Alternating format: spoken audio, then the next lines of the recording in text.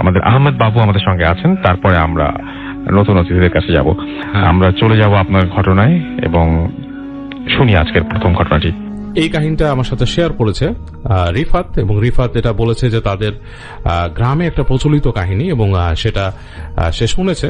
এবং আপনারা জানেন যে আমি আমাদের গ্রাম বাংলার কাহিনীগুলোকে বেশ প্রমোট করি, এবং আমি সেই কারণে এই কাহিনীটা এখন বলবো, শেয়ার করব।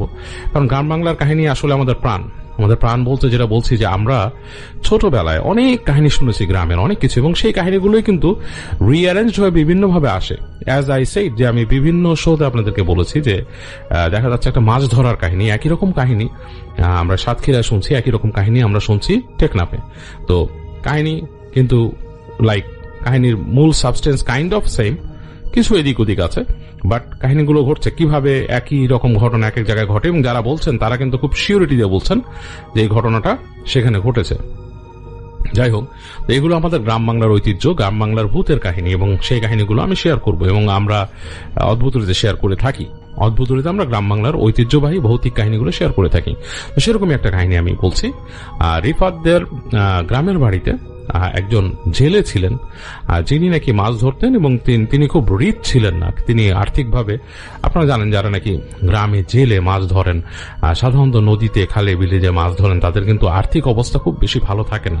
আনলেস এখনকার যুগে আমাদের চাষাবাদ হয়েছে, মাছের চাষ হয়, মানুষ অনেক অর্থ উপার্জন করে থাকে, বাট সেই সময়কার জেলেরা, আমার মনে হয় জেলেরা এখনো খুব একটা বেশি একটা উপার্জন করেন না, তারা খুব কষ্টে সৃষ্টে জীবনযাপন করেন। যাই হোক, তো রিফাতদের সেই গ্রামে একজন জেলে ছিলেন, যিনি নাকি এরকম মাছ ধরতেন। তার একটা ছোট নৌকা ছিল, এবং তিনি সেই নৌকাটা নিয়ে চলে যেতেন হাওড়ে এবং বিলে, এবং সেখান থেকে তিনি মাছ ধরতেন, এবং সেই মাছ ধরে বাজারে বিক্রি করে সে টাকা দিয়ে তিনি সংসার চালাতেন। তো যেদিনকার ঘটনা, ওই দিন বৃষ্টি হচ্ছিল, বেশ বৃষ্টি হচ্ছিল। বৃষ্টি নাকি ওই দিন ছেড়ে ছেড়ে হচ্ছিল, যে হঠাৎ বৃষ্টি হচ্ছে, আবার থেমে যাচ্ছে, আবার বৃষ্টি হচ্ছে, এবং প্রচন্ড বাতাস। সম্ভবত কোথাও নিম্নচাপ হয়েছিল, এবং যেই কারণে বেশ বৈরী আবহাওয়া ছিল। তো রিফাতদের গ্রামের সেই মাঝি বেশ চিন্তিত অবস্থায়, উনি চিন্তা করছেন যে তার আসলে বাসায় বাজার টাজার কিছুই নেই, এবং তার কাছে টাকাও নেই। তিনি যদি মাছ ধরতে না যান বিশাল লোকসানের মধ্যে পড়বেন। এবং সে আরেকটা কাজ করতে এর মধ্যে, যে তিনি মাছ ধরার ফাঁকে ফাঁকে মানুষকে তিনি নদী পার করে দিতেন, এবং তার ফলে উনি কিছু টাকা পয়সাও পেতেন এটার জন্য, যে তিনি কাউকে নদী পার করে দিতেন, বা কারো কোনো মাল সামানা যদি থাকতো সেটা তিনি নদীর ওই পারে নিয়ে যেতেন। তো যেটা হয়, তিনি অনেক চিন্তা করতে করতে তিনি একসময় চিন্তা করেন, না আমাকে যেতেই হবে, কেননা বাসায় কিছুই নেই, বাজারও নেই, আমাকে কিছু বাইরে যে কিছু দেখতে হবে, যদি মাছ কিছু পাই কোনো মতে ফিরে আসবো, দেখি রাত্রেবেলা লেট করবো না, সন্ধ্যার পরপরই আমি চলে আসবো। তো এরকম কথা বলে তিনি বউর কাছ থেকে বিদায় নিয়ে তিনি মাছ ধরতে বের হবেন। তো তার ওয়াইফ খুব ব্যাপারটা নিয়ে খুব তার সাথে মানে একটু মন কষাকষি করে, মন খারাপ করে, কারণ তিনি চান না যে এরকম উত্তাল সময় তার হাজবেন্ড এই হাওড়ে বা ওই যেই বিল ছিল সেখানে যাক, কারণ এই সময়টাতে অনেক উত্তাল থাকে, সেখানে জলরাশি অনেক উত্তাল হয়ে যায়, মানুষজন আসলে ছোট নৌকা নিয়ে তো চলা খুবই দুষ্কর। তো সেই মাঝির বউ যখন তার সাথে মন কষাকষি করে, মাঝি তারপরও বউকে অনেক কষ্টে ম্যানেজ করে, অনেক কষ্টে বুঝিয়ে সুঝিয়ে এসে বলে যে আসলে সংসারে তো কিছু নাই, আমরা তো আসলে খেয়ে চলতে হবে, এরকম বলে তিনি বেরিয়ে যান বাসা থেকে। তো যাই হোক, তিনি বেরিয়ে চলে যান সেই বিশাল তার সেই হাওড়ে চলে যান তিনি, এবং সেখানে যে তিনি নৌকা তিনি ভাসান। তিনি নৌকা ভাসানোর আগে তার কাছে বেশ ভয় লাগে, কারণ বেশ উত্তাল জলরাশি, মানে বেশ উত্তাল হাওড়। তো যাই হোক, তিনি সেখানে চলে যান এইভাবে। তো এর পরের ঘটনাটা আমরা শুনছি হচ্ছে, মানে আমি শুনছি রিফাতের কাছ থেকেই, বাট এর পরের ঘটনাটা হচ্ছে মাঝির ওয়াইফের মুখে শোনা। তো ওই দিন মাঝি চলে যাওয়ার পরে তার স্ত্রী বেশ তার গমন পথের দিকে অনেকক্ষণ তাকিয়ে থাকে, এবং মন খারাপ করে তাকিয়ে থাকে, কারণ বৃষ্টি পড়ছে, রাস্তার মধ্যে দেখছেন তিনি যে রাস্তা বা মাটির রাস্তার মধ্যে পানি পড়ে পানি একদিকে পিছলে নামছে, এর মধ্যে গিয়ে তার হাজবেন্ড পা ফেলে ফেলে হেঁটে চলে যাচ্ছে, তার পায়ে একটা প্লাস্টিকের জুতো, এবং তার কাছে খুব খুব খুব খারাপ লাগছিল দৃশ্যটা দেখে। তিনি ভাবছিলেন যে হয়তো আমাদের যদি টাকা পয়সা থাকতো বা আমাদের যদি একটু ভালো অবস্থা থাকতো, তাহলে হয়তো এরকম একটা কষ্টের সময় আমাদের এরকম করতে হতো না। এবং ওই অঞ্চলে মানুষ আসলে মাছ ধরে অনেকেই জীবিকা নির্বাহ করত, কারণ সেখানে ব্যাপারটা এরকম ছিল যে যখন নাকি শুষ্ক মৌসুম থাকতো তখন সেখানে চাষাবাদ হতো, এবং যখন এরকম বর্ষার মৌসুম তখন সেখানে মানুষ এই মাছ ধরে জীবনযাপন করতো। যাই হোক, মাঝির স্ত্রী খুব মন খারাপ করে থাকেন এবং তিনি একসময় বাসায় চলে আসেন, বাসার ভেতরে ঢুকে যান। বৃষ্টি পড়ছে এবং তিনি মন খারাপ করে তার মতো টুকটুকিটাকি কাজ করছেন। তো অনেকক্ষণ পার হওয়ার পর একটা সময় তো সন্ধ্যা হয়ে গেল, রাত হয়ে গেল, তিনি ওয়েট করছেন তার হাজবেন্ড কখন ফেরত আসবেন। তিনি বারবার আশা করছেন যে একটু পরেই তার হাজবেন্ড আসবে, একটু পরেই তার হাজবেন্ড আসবে। তো বেশ অনেকক্ষণ পরে তিনি দেখলেন যে তার হাজবেন্ডের ডাক শুনলেন, তিনি বাইরে থেকে তাকে একবার ডাকলেন। তো তিনি চলে গেলেন দৌড়ে দরজার কাছে, দেখলেন যে হাজবেন্ড আসছে, তার স্বামী আসছে এবং তার হাতে একটা বড় মাছ, বেশ বড় একটা মাছ এবং বোয়াল মাছ একটা বড়, এবং সেটা নিয়ে তার স্বামী আসছে। এবং তিনি তাড়াতাড়ি যে করলেন, তিনি যেটা করতেন যে তারা বাসায় আসলে তাদের টাকা পয়সার বেশ অভাব থাকাতে তারা সবসময় ওই বাতি জ্বালাতেন না। দেখা যেত যে নিতান্ত প্রয়োজনের সময় ছাড়া তারা তাদের কুপি জ্বালাতেন না, কেরোসিন সেভ করতেন। তো যেটা হয়, তিনি তার হাজবেন্ডকে দেখে যে তার হাজবেন্ড আসছে, তিনি তাড়াতাড়ি কুপি জ্বালান, কুপি জ্বালিয়ে অন্ধকারটাকে দূর করে হালকা আলো করে আসেন। তো তার স্বামী দেখে যে দূরে দাঁড়িয়ে আছে, দরজার কাছে এসেও ঘরের কাছে আসছে না, তো দূরে দাঁড়িয়ে আছে। তাকে বলে যে মাছ নিয়ে আসছি। তো তিনি বলেন যে আসো, বাসায় আসো, বলে যে মাছ নাও। তো তার হাজবেন্ড তাকে মাছ এরকম দেখায়, তো দেখায় মাছটাকে রেখে তার হাজবেন্ড চলে যায় এক সাইডে। তো তিনি মাছটাকে উনি কপি নিয়ে বাইরে আসেন, এসে মাছটাকে দেখেন যে একটা আসলে বোয়াল মাছ। তিনি মাছটাকে নিয়ে আসেন, মাছটাকে নিয়ে এসে তিনি তাদের যে একটা কিচেনের মতো ছিল, পুরোপুরি আসলে তাদের স্বয়ংসম্পূর্ণ একটা কিচেন ছিল না, বেশ খোলা একটা জায়গা, ওপরে শুধু ছাদ আছে, ওইটার কোনায় তিনি রাখেন। অন্ধকার হয়ে গেছে, কপিটা নিয়ে তিনি চিন্তা করেন এই মাছ কাটা তো আর একটা বিপজ্জনক ব্যাপার এত রাতের বেলা, এবং সেই কাটার জন্য যেসব জিনিসপত্র দরকার, ছাই টাই, এগুলো তিনি জোগাড় করে করে নিয়ে বসেন ওখানে, মাছ কাটবেন। এই সময় দেখে যে তার হাজবেন্ড এসে দাঁড়ালো, বেশ কিছুটা দূরে দাঁড়িয়েছে তার কাছ থেকে। তারপর তিনি দেখলেন যে হাজবেন্ড সামনে আসলো। তো তিনি তার হাজবেন্ডকে জিজ্ঞেস করে, মাছ কেন পাইলা তুমি, আর কোথায়, তোমার তো এটা বেচতে পারতা, এত বড় মাছটা নিয়ে আসছো, এটা আমরা খাবো, আমাদের তো আসলে অন্য কিছু নাই, আমাদের বাসায় তো আরো জিনিস দরকার। তো স্বামী কোনো উত্তর দিচ্ছে না। তো তিনি হয়তো ভাবলেন যে স্বামীর মন খারাপ, স্বামী হয়তো কোনো কারণে হয়তো মন খারাপ করেছে, হয়তো এত বাইরে গিয়েছে, নৌকা বাইলো বা মাছ ধরলো, তার হয়তো মন খারাপ, বৃষ্টিতে ভিজে আসছে। তো তিনি আর কিছু জিজ্ঞেস করেন না, চুপচাপ তিনি মাছ কাটায় মন দেন। তো একটু পরে তিনি তাকিয়ে দেখেন যে তিনি তার হাজবেন্ডের দিকে তার চোখটা যায়, কেমন যেন একটা দৃষ্টিতে তার হাজবেন্ড তার দিকে তাকিয়ে আছে এবং নিঃশ্বাস ফেলছে জোরে জোরে, এবং সে বসে আছে এরকম করে, দুই পা ভাঁজ করে বসে কেমন করে যেন নিঃশ্বাস ফেলছে আর কেমন করে তাকিয়ে আছে। তো তার কাছে না ব্যাপারটা বেশ অপ্রকৃতস্থ লাগে, মানে বেশ মনে হয় না স্বাভাবিক। তুই বলে তার হাজবেন্ডকে এসে জিজ্ঞেস করে, তুমি ঠিক আছো, এই অবস্থা কেন তোমার, এরকম করতেছো কেন? তো দেখে যে স্বামী আর কিছু বলছে না। তারপর তিনি কিছুক্ষণ পর দেখলেন তার স্বামী মুখ হা করে লালা গড়াচ্ছে, তার মুখ থেকে কেমন জানি, মানে মুখ থেকে লালা গড়িয়ে পড়ছে এবং সে গড় গড় গড় গড় একটা শব্দ করছে। এবং তারপরে তিনি দেখলেন তার হাজবেন্ডের চোখটা জল জল করছে, মানে বেশ অপ্রকৃতস্থ একটা চেহারা তার হাজবেন্ডের হয়ে গেছে।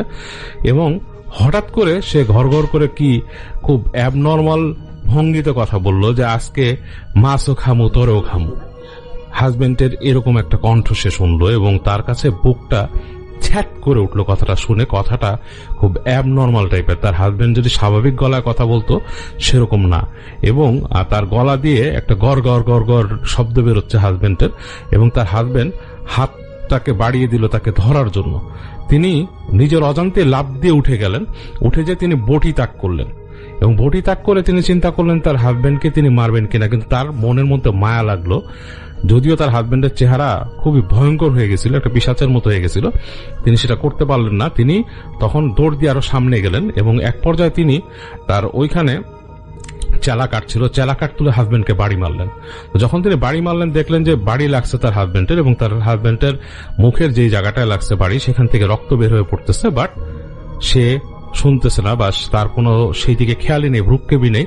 সে গড় গড় করে বলতেছে আজকে তোরে খামু বলে তার সামনের দিকে হাত দিয়ে এরকম আসতেছে। তো তিনি তখন দৌড় দিলেন, তিনি ঝেড়ে দৌড় দিলেন এবং এর মধ্যে বৃষ্টি হচ্ছে। তিনি খেয়াল করে দেখলেন তার হাজবেন্ডও তার পিছে পিছে দৌড়ে আসছে অপ্রকৃতস্থের মতো, এবং পানি ছপ ছপ করছে করছে। তাদের একটা লাউয়ের মাথা ছিল, সেগুলো ছাড়িয়ে তারা চলে গেছে সামনে। তিনি তো এক পর্যায়ে তিনি দেখলেন যে অন্ধকার, সামনে আর কিছুই নাই, একদম ঘুরঘুরটে অন্ধকারের মধ্যে বৃষ্টি পড়ছে, এবং তিনি শব্দ পাচ্ছেন তার হাজবেন্ড মানে অপ্রকৃতস্থর মতো হাসতেছে আর সামনের দিকে ছুটে আসতেছে, তাকে মেরে ফেলবে এরকম একটা অবস্থা। এবং এক পর্যায়ে তিনি পায়ে পা বেঁধে পড়ে গেলেন। যখন তিনি সামনে দেখলেন তার হাজবেন্ড চলে আসছে এবং তার চোখগুলো বড় বড়, মুখ দিয়ে গড় গড় শব্দ বেরোচ্ছে, এবং সে লাফ দিয়ে এসে তার গলা চেপে ধরলো। তো তিনি যখন বুঝতে পারলেন, এবং তখন সেই মাটিতে পানি ছিল এবং পানিতে তার মাথা ডুবে যাচ্ছিল, এরকম একটা অবস্থাতে তিনি অনেক কষ্টে তিনি মানে দোয়া পড়লেন, হ্যাঁ আল্লাহ গো বলে দোয়া পড়লেন তিনি। তো তিনি যখন দোয়া পড়ছেন, তিনি কিন্তু মোটামুটি একজন নামাজি মহিলা ছিলেন, তিনি নামাজ পড়তেন। তিনি যখন দোয়া পড়ছেন, তিনি দোয়া পড়ে থুতু ফেলছেন। তিনি ওই থুতুটা যে পড়ে, মানে থু করে উনি থুতু ছিটাইছে, তিনি সম্ভবত বলছিলেন নাউযুবিল্লাহি মিনাশ শাইতানির রাজিম, থুতু ফেলছে, এবং সেই থুতুটা যে স্বামীর গায়ে লাগছে, এবং লাগার সাথে সাথে মনে হয় তার স্বামী তাকে ছেড়ে ছিটকে পড়ে গেছে। তো তিনি তখন দম নিয়ে উঠে বসে দেখলেন তার স্বামী পড়ে আছে বেহুশের মতো, তার হুঁশ নাই। তো তিনি একবার চিন্তা করলেন যে কি হয়েছে স্বামীর, সে এরকম কেন করলো। তো তিনি তার স্বামীকে আর মায়া করলেন, আবার ওখানে ফেলে রাখতে পারলেন না। তিনি টেনে তাকে নিয়ে আসলেন, কোনো মতে টেনে ছেঁচড়ায় তিনি নিয়ে আসলেন সামনে, এনে তিনি ওই জায়গায় রাখলেন, এবং তিনি অনবরত সেই রান্নাঘরের পাশে বসে স্বামীকে দোয়া পড়ে পড়ে ফু দিতে লাগলেন। এরকম সময় এক সময় অনেক গভীর রাত হয়ে গেল। তিনি ভাবলেন যে এখানে আর স্বামীকে ফেলে রাখা ঠিক হবে না। তিনি স্বামীকে আবার টেনে টেনে তার বাসার ভিতরে নিলেন, এবং দোয়া পড়ে পড়ে অনবরত ফু দিচ্ছেন। তো এরকম যখন ঘটছে, তিনি একটা সময় শব্দ পেলেন, তখন গভীর রাত, মনে হলো তার বাসার আশপাশ দিয়ে কোনো কিছু একটা ঘুরছে, এবং সেই কোনো প্রাণীর মতো, এবং তিনি শব্দ পাচ্ছেন যে কেমন জানি একটা ছপ ছপ ছপ ছপ পানির মধ্যে কিছু একটা ফেলে ফেলে চলছে। তো তিনি খুব ভয় পেয়ে গেলেন, কারণ তার স্বামী কিন্তু বেঘরে ঘুমাচ্ছে, তার কোনো হুঁশ নাই। এবং তিনি এক পর্যায়ে তার কিউরিয়াসিটি ধরে রাখতে না পেরে তিনি জানালার ফাঁক দিয়ে তাকালেন। তো বাইরে ঘুরঘুরটি অন্ধকার, এর মধ্যে এক সময় তার অন্ধকারটা চোখে শুয়ে আসলে তিনি খেয়াল করলো যে তিনি যেখানে মাছটা রাখছিলেন সেটা তো আর সরাইতে পারেন নাই তিনি, সেখানে কিছু একটা মনে হচ্ছে একটা শেপ উবু হয়ে তার যেই মাছগুলোর ওদিকে কিছু একটা করছে, এবং তিনি এখান থেকে বুঝতে পারলেন যে কিছু একটা সে মাছ খাচ্ছে, কাঁচা মাছ, এবং সেটা মানুষের মতো শেপ। অনেকক্ষণ এই সিন দেখে তিনি আর সহ্য করতে পারলেন না। তিনি তাড়াতাড়ি জানলাটার ফাঁক দিয়ে দেখছিলেন, চোখ সরাই নিলেন। তিনি তার স্বামীর মাথায় হাত রেখে দোয়া পড়তে থাকলেন অনবরত। এবং একটা সময় এরকম ভোর রাত হলো, এক সময় সকাল হলো, আজান হলো, দূর থেকে আজান ভেসে আসলো, এবং তিনি একটু স্বস্তির নিঃশ্বাস ফেললেন। এবং তিনি সকালবেলা দেখলেন তার স্বামীর ঘুম ভাঙছে। তার স্বামী জিজ্ঞেস করে কি হয়েছে, তার মুখে খুব ব্যথা, বলতেছে আমার মুখে খুব ব্যথা, কি হয়েছে? তখন তার স্ত্রী বলতেছে কি হয়েছে তুমি জানো না, কালকে তুমি কি করছিলে? তার স্বামীর কিছুই মনে নাই। তো পরবর্তীতে তিনি তার স্বামীকে জিজ্ঞেস করে তোমার কি হয়েছিল। তো স্বামী তাকে বলতে পারে না যে কি হয়েছিল, বাট তার যেই যতটুকু মনে আছে তিনি বলেন যে তার স্বামী যখন নাকি তিনি ওই ইসে নামলেন, তিনি এখান থেকে বিদায় নিয়ে গেছেন মাছ ধরতে, তিনি গেছিলেন সে হাওড়ে, এবং তিনি যখন মাছ ধরতে যাচ্ছেন তখন তিনি দেখলেন যে হাওড়ের পাশে একটা মহিলা বসে আছে। সেই মহিলা বলতেছে যে আমাকে ওই পাশে একটা চর আছে, ওইখানে নামাই দিলে আমি আপনাকে টাকা দিব, ভালো মানে একটা অ্যামাউন্ট তাকে অফার করে যে একটা টাকা দিবে আর কি হাওড়ে। তো তিনি বলেন যে এই বৃষ্টির মধ্যে আপনি ওখানে কেন যাবেন, ওইটা আমার বাড়ি। তো তিনি ওই মোটামুটি একটা ধারণা করে নেন, তিনি চরটা চিনতেন যে চরটা কতটুকু দূরে। তিনি অনেক চিন্তা করলেন তার টাকাও দরকার, এখন মাছ ধরবেন কি মাছ পাবেন কিনা তাও তিনি জানেন না। তো তিনি উনি মহিলাকে নৌকার মধ্যে নৌকায় উঠায় তিনি রওনা দেন সেখানে, এবং তিনি যেতে থাকেন। তো এর মধ্যে তিনি ওই মাছ ধরারও চেষ্টা করেন। মহিলাকে তিনি বলেন যে আমি কিন্তু মাছ ধরবো, মহিলা তাকে কিছু মানা করে না, বলে ধরেন। তো সে মহিলা নাকি সবসময় তার মাথা ঢেকে রাখছিল, মুখ দেখতে পারেনি তিনি।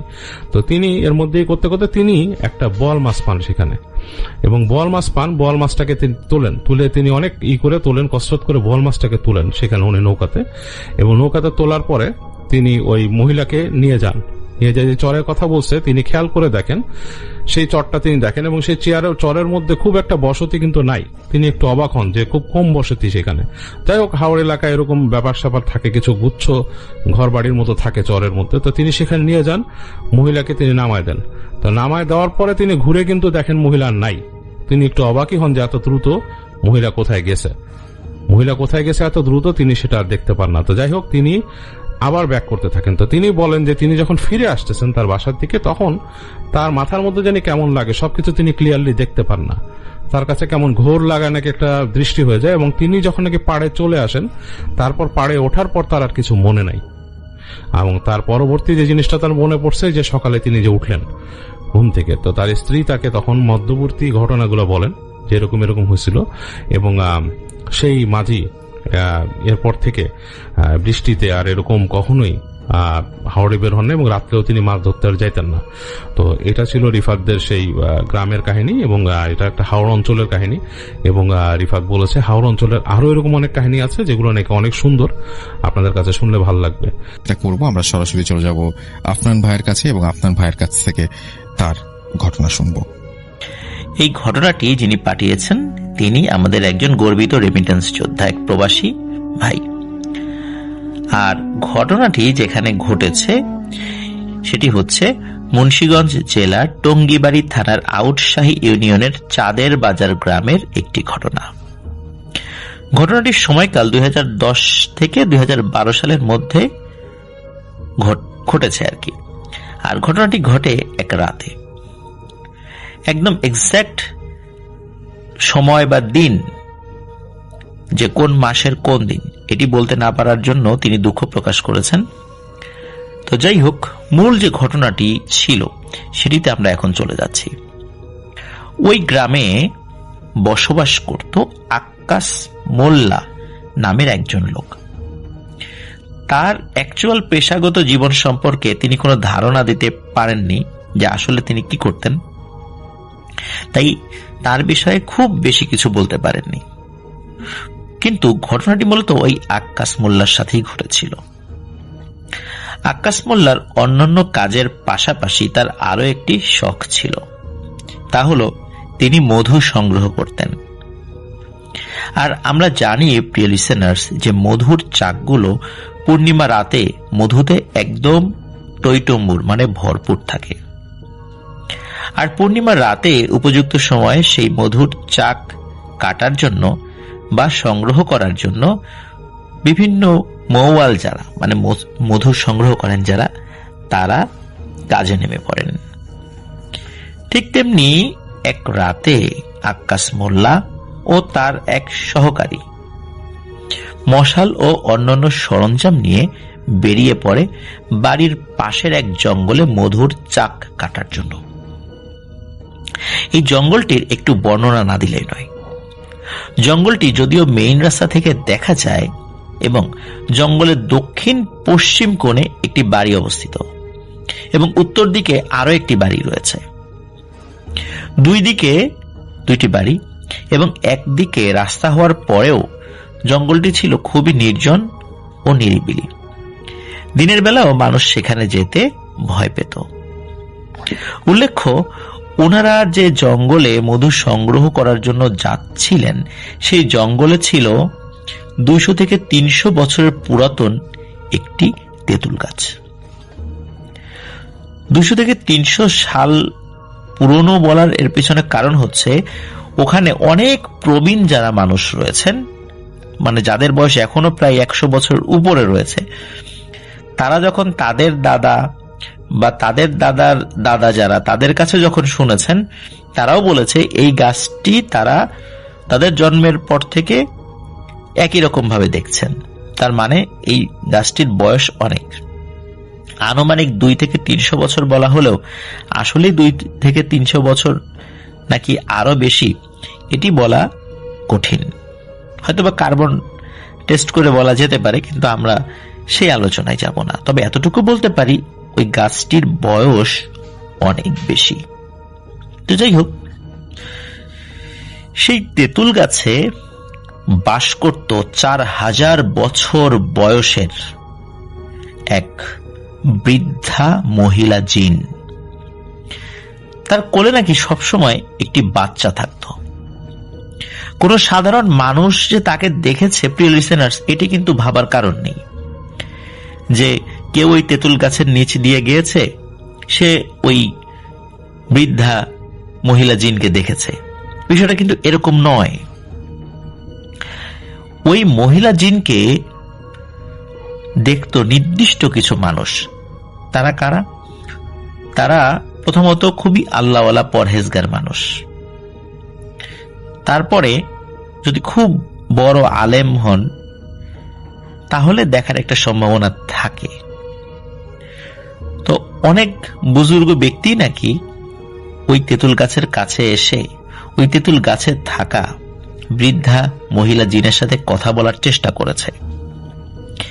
কেউ কেউ সক্ষম হয়েছে, তাদের সাথে সে কথা বলেছে, আবার অনেকেই ব্যর্থ হয়েছে।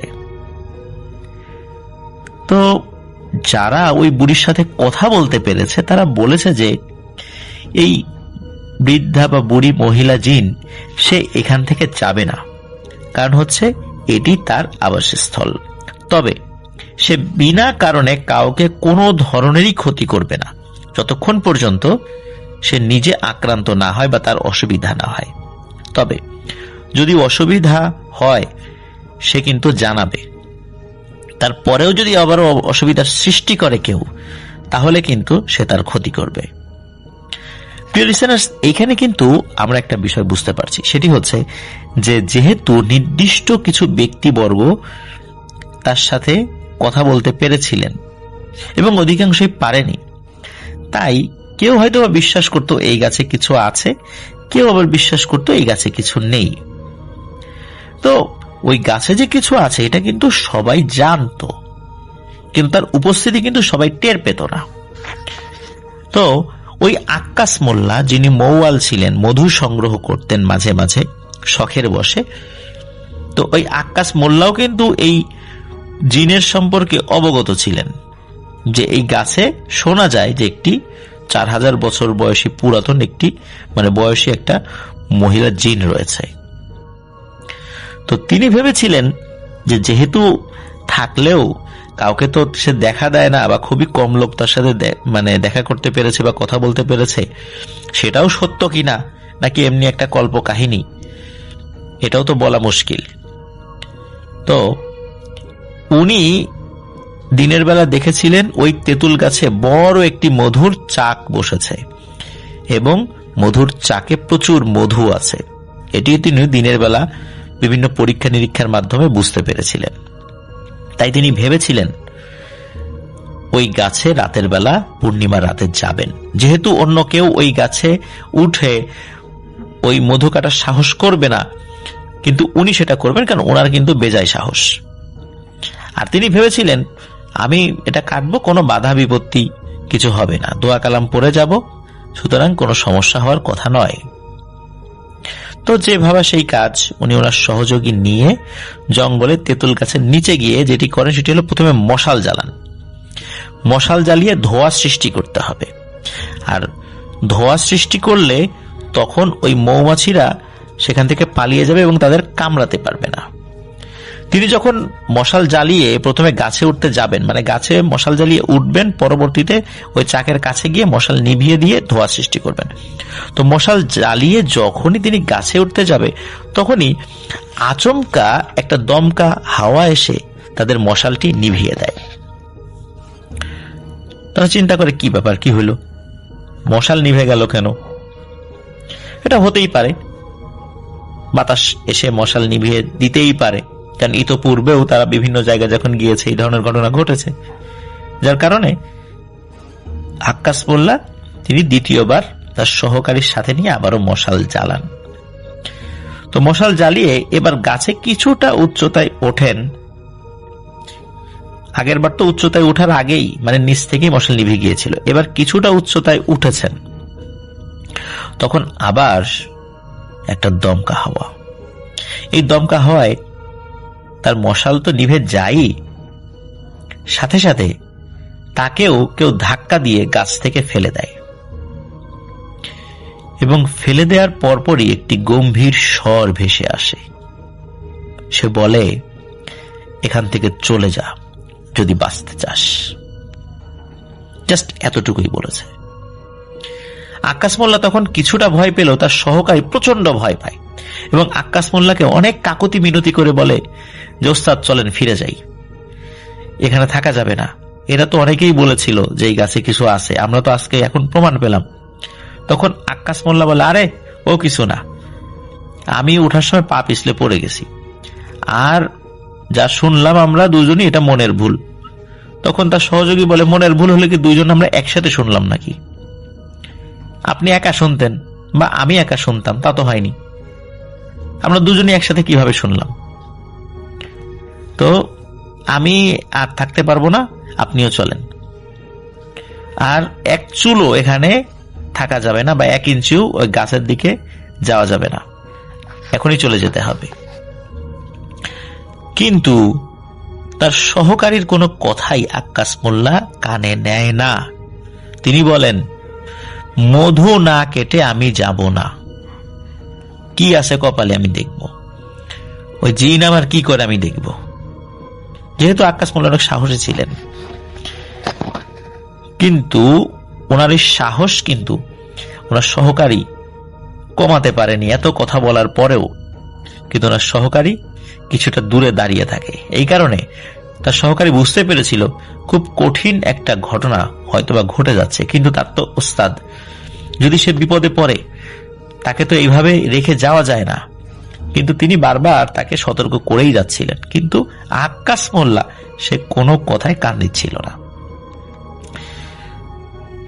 অল্প উচ্চতা থেকে পড়ে যাওয়ার ফলে আক্কাস মোল্লা তেমন ব্যথা পায়নি, তার মানে তিনি 2 বার সুযোগ পেয়েছিলেন। তিনি 3rd টাইম মশালে বেশি করে তেল দিয়ে আগুন জ্বালিয়ে গাছে ওঠে। এবার কিন্তু তিনি কোনো অসুবিধা ছাড়াই, কোনো দমকা হাওয়া নাই, কোনো ধাক্কা ধাক্কি নাই, তিনি সোজা ওই মধুর চাকের কাছে পৌঁছতে সক্ষম হন।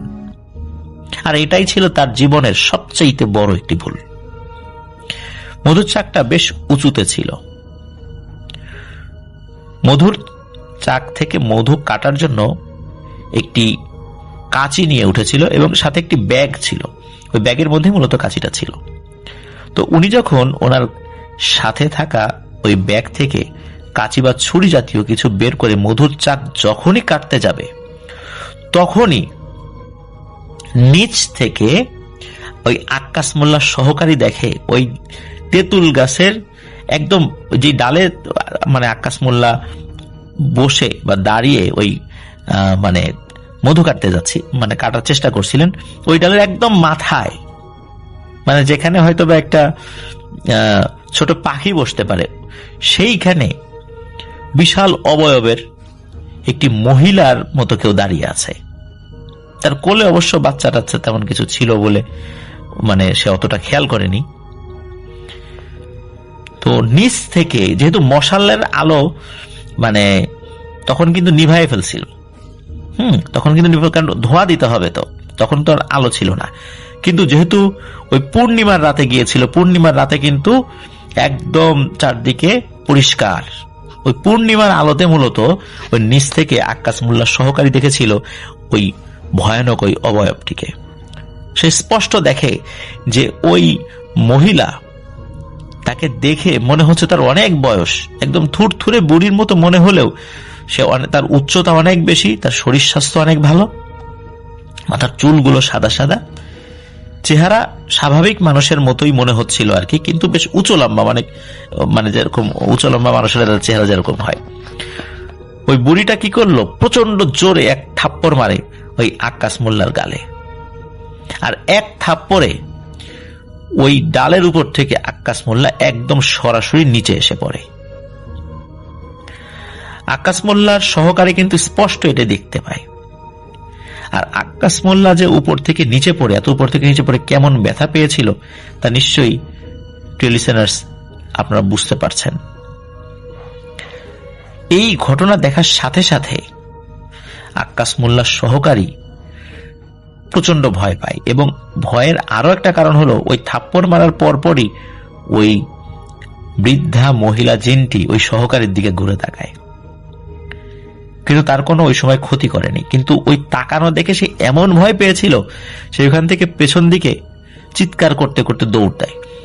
দৌড় দিয়ে সে পাশে থাকা যে বাড়ি রয়েছে, ওই যে বলেছিলাম যে ওইখানে দুই পাশে দুটো বাড়ি রয়েছে, প্রথমে একটা বাড়িতে যায়, পরে আর কি ওই উঠোনে যায়, হুমড়ি খেয়ে পড়ে। তো চিৎকার করতে থাকে, আসলে ওনার গলা দিয়ে স্বরই বের হচ্ছিল না, মানে এতটা ভয় পেয়েছে, তার গলা দিয়ে কথা বলতে পারছিল না। মানে অনেক সময় বোবারা অনেক শব্দ করে, কথা বলার চেষ্টা করে, ঠিক তেমন হচ্ছিল। তো এই ধরনের শব্দে ওই ঘর থেকে লোক বের হয়ে আসে, তার পরিবারের সদস্যরা বের হয়ে আসে, জিজ্ঞেস করে কি হয়েছে। সে তো কোনো কথাই বলতে পারতেছে না, সে খালি আঙ্গুল দিয়ে ইশারা করে ওই তেঁতুল গাছের ওই দিকটা দেখাচ্ছে, কিন্তু তারা তো বুঝতে পারছে না আসলে কি হয়েছে। তো তাকে মাথায় পানি দিয়ে কিছুটা ঠান্ডা করা হয়। তার এই ধরনের চিৎকার চেঁচামেচিতে আরো আশেপাশে যে লোকজন থাকে তারাও চলে আসে, বলে কি হয়েছে কি হয়েছে। মাথায় পানি দেওয়ার পরে কিছুটা ঠান্ডা হওয়ার পর সে খালি কয়েকটা কথা বলতে পারছে, যে আক্কাস ভাই মধু খাবে, আক্কাস ভাই মধু খাবে। তো আক্কাস ভাই মধু খাবে এটা দ্বারা কি বুঝাচ্ছে তারা তো বুঝতেছে না, কিন্তু ওই আক্কাস ভাই মধু খাবে, আক্কাস ভাই মধু খাবে এটা বলতে বলতে সে হাতটা দিয়ে যখন ওই তেঁতুল গাছের ওইদিকে দেখাচ্ছিল, তখন লোকজন বুঝতে পারছিল ওই তেঁতুল গাছের ওইদিকে কোনো ঘটনা ঘটেছে। তখন লোকজন ওই সহকারীকে নিয়ে ওখানে যাওয়ার চেষ্টা করে, কিন্তু সহকারী এত ভয় পেয়েছিল যে সে ওইদিকে যেতেই চাচ্ছিল না। লোকজন অভয় দেয় যে চলো কোনো সমস্যা নেই। তো সে যায়, যাওয়ার পরে আক্কাস ভাইকে কোথাও খুঁজে পাওয়া যাচ্ছে না। তবে হ্যাঁ, নিচে মশাল এবং ছুরি পড়ে আছে গাছের নিচে, কিন্তু আক্কাস ভাই কোথাও নেই। অনেক খোঁজে, খুঁজতে খুঁজতে পায়, অবশ্য আক্কাস ভাইকে পায়। আক্কাস ভাইকে পায় পাশের একটি ডোবায়। তারা দেখতে পায় যে কোমর থেকে পায়ের আগা পর্যন্ত, মানে পায়ের পাতা পর্যন্ত পানি থেকে উপর দিকে ভেসে আছে, এবং কোমর থেকে নিচের অংশ পানির নিচে ডুবে আছে। এই দৃশ্য দেখে সবাই প্রচন্ড ভয় পায় এবং বুঝতে পারে যে ওর সাথে কি ঘটনা ঘটেছে।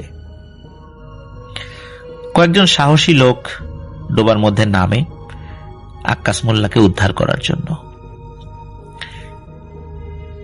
যারা নেমেছিল তাদের শরীরে ছিল প্রচন্ড শক্তি, কিন্তু এই ৩-৪ জন মিলেও ওই আক্কাস মোল্লাকে পানির মধ্যে থেকে টেনে উঠাতে পারছিল না। এটি একটি অদ্ভুত ব্যাপার যে পানির মধ্যে থেকে খুব সহজেই টেনে ওঠানো যায়। যদি এরকম জিনেও যদি কাউকে অ্যাটাক করে এভাবে গেড়ে ফেলে পানির নিচে, তাহলে কিন্তু সহজে ওঠানো যায়। কিন্তু অদ্ভুত ব্যাপার হচ্ছে তাকে ওইখান থেকে ওঠানো যাচ্ছিল না। মুহূর্তের মধ্যে এই খবর চারদিকে চাউর হয়ে যায়। আশেপাশ থেকে শত শত মানুষ দেখতে আসে, আর দেখতে আসা লোকদের মধ্যে আমাদেরকে যিনি গল্প বলেছেন এই ঘটনাটি, তিনিও ছিলেন। কেউ উঠাতে পারছে না, যেহেতু উঠাতে পারা যাচ্ছিল না, তখন আবার কেউ নিচে নেমে ওই আক্কাস মোল্লার বডিকে ধরারই সাহস করছিল না। তখন পাশের এক মাদ্রাসা থেকে যিনি বড় হুজুর ছিলেন তাকে ডেকে নিয়ে আসে লোকেরা। হুজুর বিভিন্ন দোয়া কালাম পড়ে আক্কাস মোল্লার শরীরে যখন ফু দেয়, তখন ওই হুজুর বলেন যে এবার তোমরা চেষ্টা করো, দেখো কি হয়। সেবারের চেষ্টায় তাকে খুব সহজেই ওখান থেকে উঠিয়ে ফেলা যায়।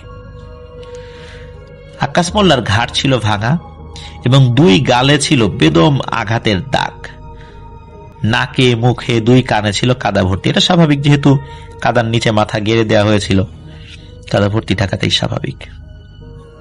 তার সমস্ত মুখমণ্ডল ছিল কুচকুচে নীল, মানে প্রথমত কালো, মুখমণ্ডল ছিল একদম কালো এবং শরীরটা নীল বর্ণ হয়ে গেছিল। মুখমণ্ডল একদম কুচকুচে কালো এবং শরীরটা একদম নীল বর্ণ ধারণ করায় তাকে দেখেই মানুষ ভয় পাচ্ছিল। আর এই বর্ণনাটা এত নিখুঁতভাবে দিতে পেরেছিলেন আমাদের যিনি ভাই, যে ঘটনাটি দিয়েছেন, কারণ হচ্ছে তিনি নিজে আক্কাস মোল্লার ডেড বডি দেখেছিলেন। প্রিয় লিসেনার্স, এখানে আপনারা হয়তো চিন্তা করতে পারেন যে এই যে ঘটনা শুরু থেকে শেষ পর্যন্ত ঘটল, তো ওনার সহযোগী তো কথাই বলতে পারছিল না, তাহলে কিভাবে বলল? এখানে আপনাদের জ্ঞাতার্থে বলে রাখি, ওনার সহযোগী এতটাই মানসিকভাবে চোট পেয়েছিলেন, তিনি প্রায় 4 মাস পাগলের মতো ছিলেন। তিনি শুধু একটা কথাই বলতেন, আক্কাস ভাই মধু খাবে, আক্কাস ভাই মধু খাবে, আর কোনো কথা তিনি বলতে পারতেন না সহজে। তো দীর্ঘ 4 মাস অনেক আলেম এবং বিজ্ঞ যারা বিশেষজ্ঞ আছেন তাদের প্রচেষ্টায়, ঝাড়ফুঁকের ফলে আল্লাহর অশেষ মেহেরবানিতে আক্কাস মোল্লার সহকারী পুরোপুরি সুস্থ হয়, এবং ওই সুস্থ হওয়ার পরই মূলত এই ঘটনা সবাই জানতে পারে। আর উনি মানে এতটা মেন্টালি ট্রমাটাইজ হয়েছিলেন যে উনি আক্কাস মোল্লার ডেড বডি দেখেছিলেন, দেখার পরেও উনার আসলে কোনো সেন্সই ছিল না যে আক্কাস মোল্লা মারা গেছে। উনি যখন সুস্থ হয়েছিলেন তখন তিনি সেন্সে ফিরে আসেন, তখন তিনি জানেন আক্কাস মোল্লার জীবিত নেই। তার মানে উনি ওই যে মানসিকভাবে অসুস্থ হয়ে যান, এই 4 মাস ওনার আসলে তেমন কোনো সেন্সই ছিল না। আর 4 মাস পরেই মূলত লোকজন তার মুখে পুরো ঘটনাটি জানতে পারে।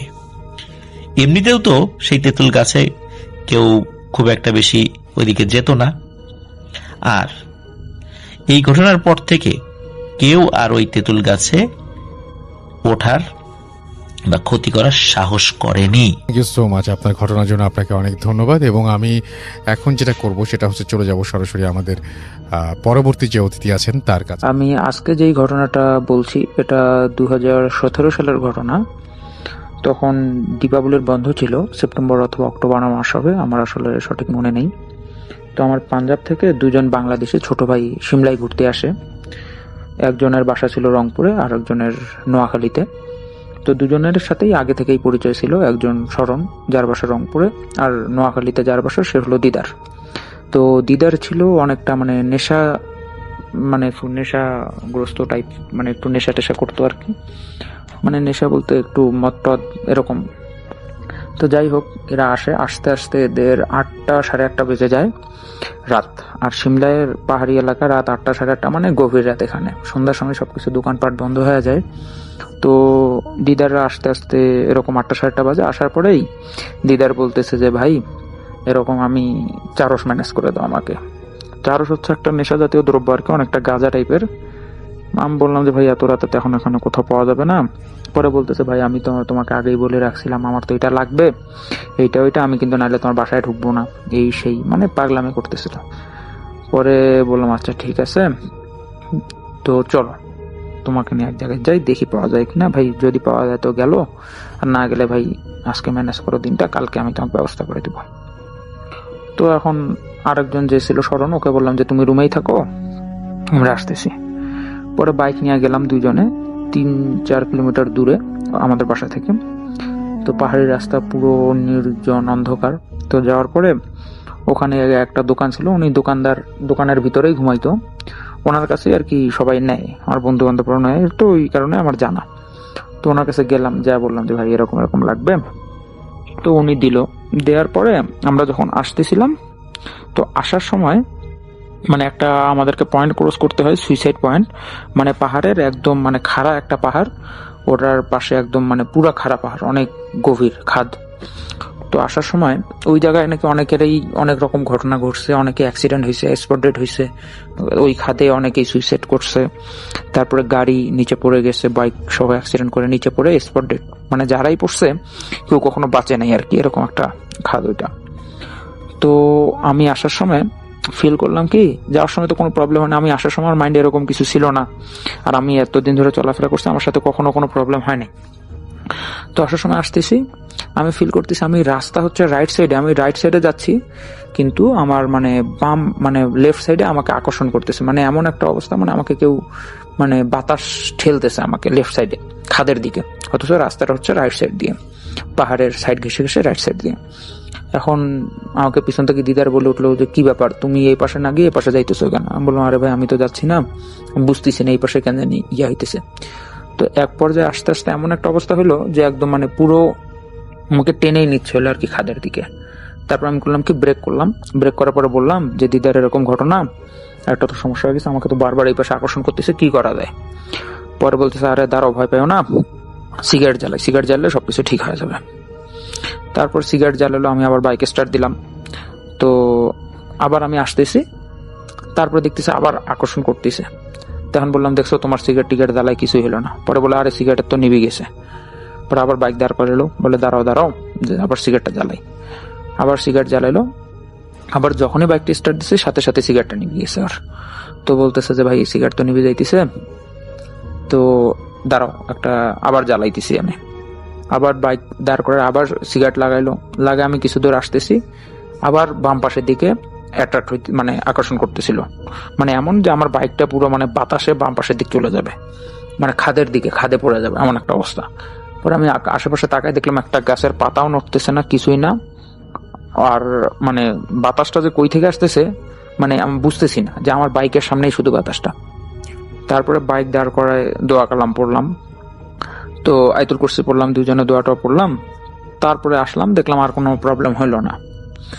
তারপরে আসার পরে এরকম আমি রুমের মধ্যে আসলাম, আসার পরে বললাম যে যাও তুমি ফ্রেশ ফ্রেশ হয়ে নাও, আমি দেখি রান্না বান্না কত দূর বাকি আছে, তারপর রান্না বান্না করে ঘুমাবো, রান্না বান্না করে খেয়ে দিয়ে ঘুমাবো। তারপরে ও ফ্রেশ হয়ে আসলো, ফ্রেশ হয়ে আসার পরে আরেকজন যে ছিল শরণ, ও গান টান সারি দিয়েছে সাউন্ড বক্সে, গান টান শুনতেছে। তো আমি দেখলাম রান্না বান্না কত দূর, তো মোটামুটি শেষের দিকে রান্না। তো এই সময় দিদার বললো যে আমি একটু ড্রিঙ্কস করবো, আসো আমরা ড্রিঙ্কস করি, পরে খাওয়া দাওয়া করি। বললাম যে ভাই আমি তো এরকম ড্রিঙ্কস করি না, আমি তো করি না ভাই, তুমি করো, সমস্যা নেই। তারপরে শরণ ছিল, ও এরকম ড্রিঙ্কস করতো না, তো ও বলতেছে যে না আমিও করবো না, তুই কর, সমস্যা নেই। তখন আমি বললাম যে শরণ তোমরা তো জার্নি টার্নি করে আসলাম, এক কাজ করো তুমি খাও, আমি আর দিদার পরে খাচ্ছি। তো শরণ বলতেছে আচ্ছা না সমস্যা নাই, একসাথেই খাবো, দিদার করুক ড্রিঙ্কস করুক, ওর ড্রিঙ্কস করা শেষ হলে তারপর আমরা একসাথে খাবো। তারপরে দিদার তো মানে ড্রিঙ্কস করতেছে, মোটামুটি অনেক সময় হয়ে গেল, আমার রান্না বান্নাও শেষ। তারপর বললাম যে দিদার কি কতক্ষণ সময় লাগবে? পরে বলে আরে কেবল তো অর্ধেক বোতল শেষ হইলো, পুরোপুরি শেষ হোক। আমি বললাম যে না এত সময় নাই, এক কাজ করো আমরা, তুমি ওটা কালকে খাইও, আমরা আজকে খাওয়া দাওয়া করে নিই, শরণের তো ক্ষুধা লাগছে, তোমরা জার্নি টার্নি করে আসছো। পরে বলো আচ্ছা ঠিক আছে। তারপরে গান টান বাজতেছিল, পরে আমি এপাশে মানে ভাত টাত বাড়তেছিলাম, ওই বললো যে আমি ওয়াশরুম থেকে আসি, তোমরা রেডি করো। আমি এগুলা রেডি করতেছিলাম, তো ওই ওয়াশরুমে গেল, তো গান বাজতেছিল রুমের মধ্যে। ওয়াশরুম থেকে অনেকক্ষণ হয়ে গেল, প্রায় 10 মিনিট, ওর আসার কোনো খবরই নাই। তারপরে হলো আচ্ছা হোক, গোসল টোসল করতেছে বা এরকম সময় লাগতেছে। তো এরকম তো বাসাটা আমার এরকম যে হচ্ছে আপনার 4টা রুম ছিল লম্বায়, অনেকটা স্কুল ঘর যেরকম থাকে, লম্বায় 4 রুম ছিল, আর পাশে ওয়াশরুমটা হচ্ছে কমন ওয়াশরুম ছিল। আমাদের এই 4 রুমেরই একটাই ওয়াশরুম, ওইটা ওয়াশরুমে ইউজ করা লাগতো আর কি। তো এরকম আমরা অনেক সময় হয়ে যাচ্ছে, দেখতেছি যে এরকম আসতেছে না দিদার। তারপরে শরণ গিয়ে দেখতেছে যে ওয়াশরুমটার মানে টয়লেটের বাইরে দিয়ে হ্যাজবল লাগানো, আর দিদার ভিতর থেকে মানে ধাপধুপ শব্দ করতেছে যে খোল খোল খোল। তো এরকম শরণ খুলে দেখে দিদার ভিতরে পুরা হচ্ছে আপনার কাদা মাখা অবস্থায়, ওয়াশরুমটা পুরা কাদা, মানে কাদায় মাখামাখি। দিদার একদম দিছে শরণকে থাপ্পড়, যে এটা কোন ধরনের ফাইজলামি তোর, যে তুই আমাকে বাইর দিয়ে আটকাই দিছিস কেন? তো এখন শরণ বলতেছে যে না আমি তো এই মাত্র আসলাম, আমি কখন তোকে আটকাইলাম রুমের মধ্যে? তো বলে আমি তো অনেকক্ষণ থেকে চিল্লাইতেছি, দরজা ধাক্কি করতেছি, তুই কেন খুলিস নাই? বলে আরে রুমের মধ্যে তো গান টান বাজতেছিল, আমরা তো শুনি নাই যে তুই নক করছিস। তো যাই হোক, পরে আমি গেলাম, চিল্লাতে দুজনে মারামারি লাগার মতো অবস্থা। পরে গিয়ে দেখি দিদার পুরা কাদা মাখা অবস্থা, পুরোপুরি কাদা মাখা। তারপরে বললাম যে দিদার কি হয়েছে, কি সমস্যা? পরে বলতেছে আমি তো ওয়াশরুমে আসছি, এরকম টয়লেট করতেছিলাম, তো এই সময় আমি দেখলাম কি উপর থেকে মানে কাদা সহ পানি পড়তেছে। কারণ আমি বললাম উপর থেকে কিভাবে পড়বো, উপরে তো ছাদ ঢালাই করা, উপর থেকে তো পড়ার কোনো স্কোপই নেই, আর তার উপরে তো এখন বাইরে বৃষ্টি বাদলও নাই, কিছুই নেই, উপর থেকে কিভাবে পড়বে? তারপরে আমি বাথরুমে গিয়ে দেখলাম মানে পুরা বাথরুম সাদা টাইলস করা ছিল, পুরা বাথরুমে মানে কাদা, পুরা মাখামাখি অবস্থা, পুরো কাদায় কাদা। আর মানে উপরে ছাদের উপরেও মানে বোঝা যাচ্ছিল যে কাদা, মানে কাদা আর টুকটুক করে পানি পড়লে যেরকম হয় ওইরকম। তখন মানে জিনিসটা একটু আশ্চর্য টাইপের ছিল যে এটা কিভাবে সম্ভব। তো করলাম, একতলাই বাসা ছিল আমাদের, মানে একতলাই ছাদ পিটানো। তারপর আমি আর শরণ ফির ছাদে গেলাম, ছাদে গিয়ে দেখলাম যে না উপরও পুরা শুকনা, ছাদের উপরেও শুকনা, রুমও শুকনা, সবকিছু শুকনা, কিন্তু আমাদের মানে বাথরুমের উপরটা দিয়ে মানে কাদা কিভাবে আসলো এটা বুঝলাম না। তো জিনিসটা একটু অলৌকিক টাইপেরই, যে কাদা কিভাবে আসবে ভিতরে। তো ওকে বললাম যে কিভাবে কি হচ্ছে, পরে বললাম আমি এরকম টয়লেট করতেছিলাম, উপর থেকে মানে বৃষ্টির মতো করে কাদা পড়তেছিল, কাদা পানি পড়তেছিল, আর ওর চেহারার অবস্থা পুরা মানে কাদায় মাখামাখি, আর পুরা বাথরুমে কাদা। তো এলাকার এখানে এমনি মানুষজন বলছিল যে এরকম এখানে নাকি মটটত খাইলে প্রবলেম হয়। তো আমরা তো আর কেউ খাই না, আমাদের বাসায় যারা যারা আছে কেউ খাইতো না, যার মানে আমাদের ফ্ল্যাটের। তো যার কারণে আমরা এরকম ফেস করে নেই কখনো। তো জিনিসটা একটু অবাক লাগলো। পরে বলতেছে যে ওই নাকি অনেকক্ষণ থেকে দরজা নক করতেছে, কিন্তু বাইরে দিয়ে হ্যাজবল লাগানো, বাইরে দিয়ে আটকানো ছিল, ওই কারণে হয় মানে বের হইতে পারে নাই। ওই তো মানে খুবই ভয় পাইছে। তারপরে আমরা আর ইয়া করলাম না, যে আচ্ছা হোক, যা হয়েছে যা, ফ্রেশ হয় না। ওই তো খুবই ভয় পাচ্ছে যে না আমি আর বাথরুমে ঢুকবোই না এরকম। পরে বললাম আচ্ছা ঠিক আছে, আমরা দাঁড়ায় আছি বাইরে, দরজা খোলাই রাখো, তুমি গোসল দিয়ে নাও, এখানে তো আর অন্য কেউ নেই। তারপরে অনেক রিকোয়েস্ট করার পরে ওই গোসল দিল। তো গোসল টোসল দেওয়ার পরে আমরা আসলাম, বাসায় মানে আসার পরে সবাই হচ্ছে ইয়া করলাম, মানে খাওয়া দাওয়া করলাম। খাওয়া দাওয়া করার পরে ওই মানে শুইলাম। শোয়ার পরে ওই দিদার বলতেছিল যে আমি ইয়া করবো, এখন আমি একটু যে চারস টানলাম, একটু খাইতাম। পরে বললাম যে ভাই দেখো, রুমের মধ্যে তো এরকম সবকিছু বন্ধ, জানলা টালনা তো সব বন্ধ, তো খাইলে এক কাজ করো, তুমি বাইরে গিয়ে খাও, কারণ কি মনে করো রুমের মধ্যে ধোয়া হয়ে যাবে, পরে সমস্যা। আমিও খাই না সিগারেট টিকেট, স্মরণও খাই না, আমাদের দুজনে একটু সমস্যা হবে, তুমি একটু কষ্ট করে বাইরে গিয়ে খাও, আমার বাসার সামনে একটু উঠানের মতো আছে। পরে বললো আচ্ছা ঠিক আছে। তো আমরা তো শুইলাম। তো শোয়ার পরে কিছুক্ষণ পরে মানে প্রায় অনেক সময়, 20 মিনিটের মতো হবে, তো দেখলাম দিদার ওই যে বাইরে গেছে, আসার কোনো খবর নাই ওর। তারপরে স্মরণকে বললাম যে স্মরণ, দিদার এখন আসে না কেন? পরে বলছে আরে বাদ দাও তো, ওর কথা বাদ দাও, ওই কি করে করুক, ঘুমাও তুমি। তা আমি চিন্তা করলাম যে না, এইভাবে তো ইয়া করা ঠিক না, পাহাড়ি রাস্তা, পাহাড়ি এলাকা। তো পরে বাসার বাইরে গিয়ে দেখলাম যে দিদার নাই, আশেপাশে নাই। তো ওই পাহাড়ের হালকা একটু নিচের দিকে একটা রোড চলে গেছে, ওই রোড দিয়া ওই যাচ্ছে সামনের দিকে।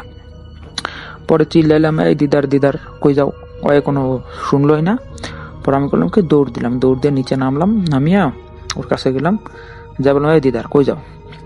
পরে বলতেছে আরে এখানে একটা সুন্দরী মেয়ে দেখলাম, মেয়েটা এই দিকে যাইতেছিল, আমাকে বললো যে আমি হোস্টেলের দিকে যাইতেছি, একা যাইতে ভয় লাগতেছে, চলো আমাকে একটু আগায় দাও। আমরা আরে আজব ব্যাপারে, এখানে তুমি মেয়ে পাবা কই, এখন বাজে রাত 11টা, এত রাতে তুমি এখানে মেয়ে পাবা কই, কোথায় মেয়ে কই? বলেই তো মেয়েটা সামনের দিকে গেল।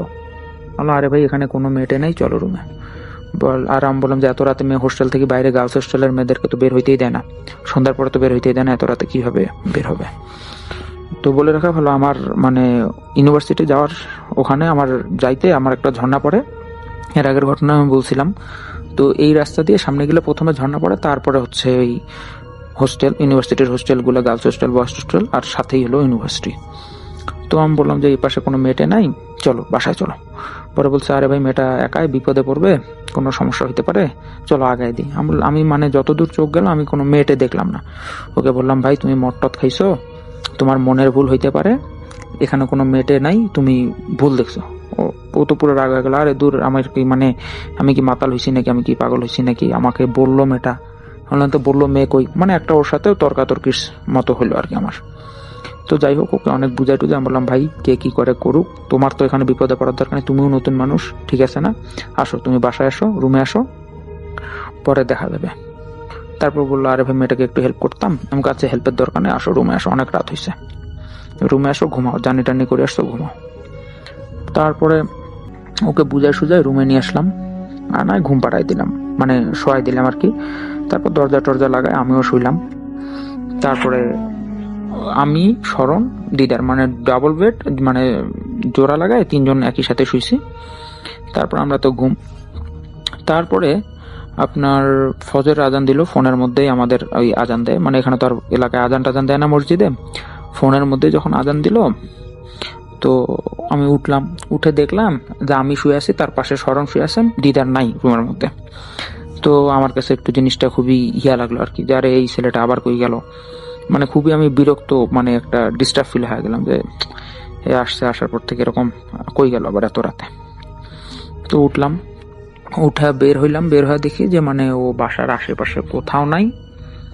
আর আপনার ওয়াশরুমে দেখলাম, ওয়াশরুমেও নাই। পরে আমি চিন্তা করলাম যে নামাজ পড়িয়ে তারপরে খুঁজে হয়তো সকালবেলা আশেপাশে হয়তো দেখতে পেরেছে। তো আমি নামাজ পড়ে নিলাম। তারপরে আবার আশেপাশে দেখলাম যে এখনো পুরো অন্ধকার, মানে বাইকটা এখনো অন্ধকার আছে, হালকা হালকা কেবল সূর্য উঠতেছে, মানে হালকা হালকা সকাল হচ্ছে, কিন্তু দিদার আশেপাশে কোথাও দেখলাম না। আমি তো ভাবছিলাম নামাজ পড়বো, এতক্ষণ আসি যাবে হয়তো, তো কোথাও দেখলাম না। তারপর আমি শরণকে ডাক দিলাম যে শরণ উঠো, দিদার তো আশেপাশে কোথাও নাই, রুমেও নাই, কই গেল? তো শরণ বলতেছে এই ছেলেটাকে নিয়ে আর পারা গেল না, মানে ও খুব বিরক্ত। তো যাই হোক, তারপরে করলাম, শরণকে বললাম যে চলো খুঁজি দেখি। তারপরে শরণ বলতেছে আমি অক পাইলে আজকে মারবো ধরিয়া, হয় কেন এরকম করতেছে, এখানে আসলাম একদিন হইলো না, এইটা সেটা। তো যাই হোক, পরে বের হইলাম। বের হওয়ার পরে দেখতেছি দিদার আশেপাশে কোথাও নাই। আমি চিন্তা করলাম যে একবার ঝর্ণার দিকে যায় দেখি, ঝর্ণার ওই দিকেও যাইতে পারে, তো ঝর্ণার দিকে গিয়ে খুঁজি দেখি। তারপরে ঝর্ণার দিকে গেলাম দুজনে, আমি আর শরণ দুজনে হাতে টর্চ লাইট নিয়ে গেলাম।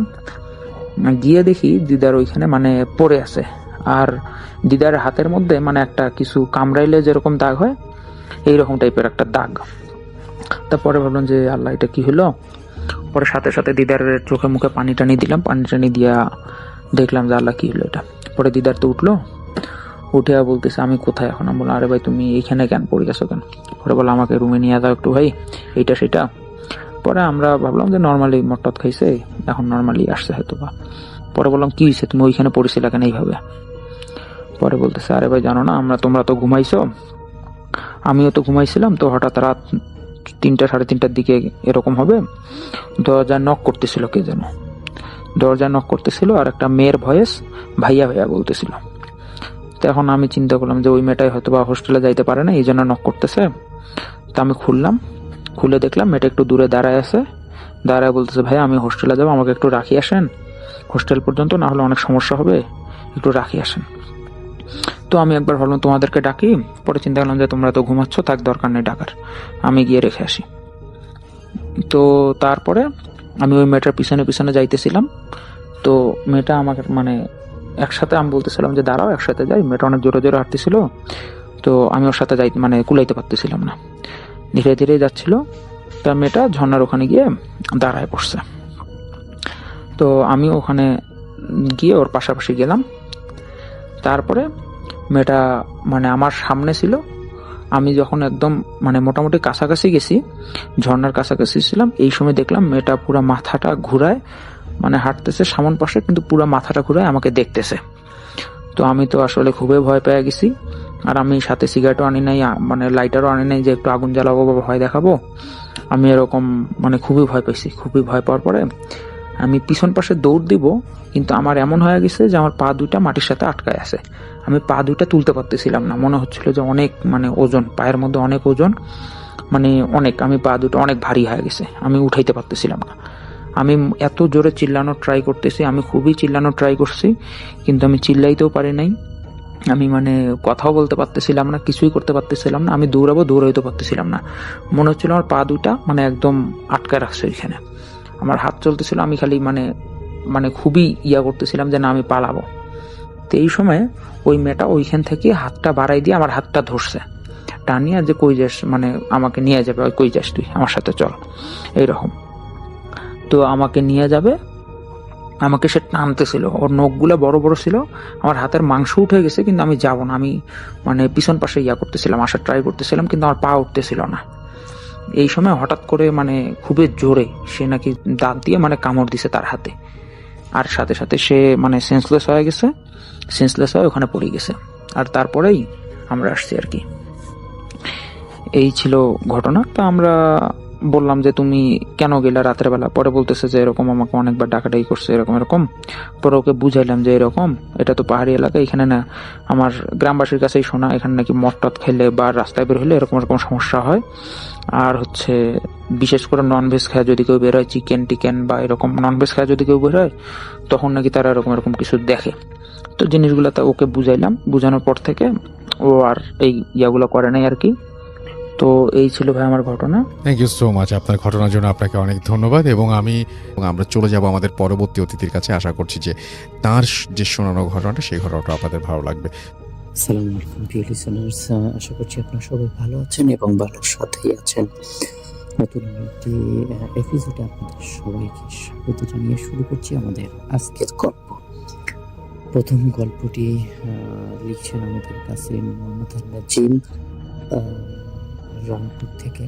তিনি যেভাবে লিখছেন আমি ঠিক সেভাবেই পড়ছি। তিনি গল্পের নাম দিয়েছেন শীতলপুরের অভিশাপ। অরুণ একজন শহরে প্রতত্ত্বের ছাত্র। পুরনো ইতিহাস আর স্থাপত্যের প্রতি তার ছিল এক দুর্বল আকর্ষণ। সেই আকর্ষণের টানেই সে পা রেখেছিল শীতলপুর নামে এক প্রায় জনমানব শূন্য গ্রামে। তার গন্তব্য ছিল গ্রামের শেষ প্রান্তে দাঁড়িয়ে থাকা একটি সুবিশাল পরিত্যক্ত রায়বাড়ি। প্রায় 200 বছরের পুরনো জমিদার বাড়িটি বহু বছর ধরে লোকচক্ষুর আড়ালে ছিল, আর তার প্রতিটি ইটে জড়িয়ে ছিল রহস্য আর ভয়ের কিংবদন্তি সব ঘটনা। গ্রামবাসীরা কড়া গলায় তাকে সাবধান করেছিল, বলেছিল ভুল করেও যেন সেই পথে না যায়। কিন্তু এক বুড়ো অনেক বয়স্ক লোক অরুণকে ডাক দিয়ে বলে, বাবা ওই বাড়িতে যাবেন না, ওটা জীবিত মানুষের থাকার জায়গা নয়, ওটা হলো বিমল দেবীর ডোয়মান।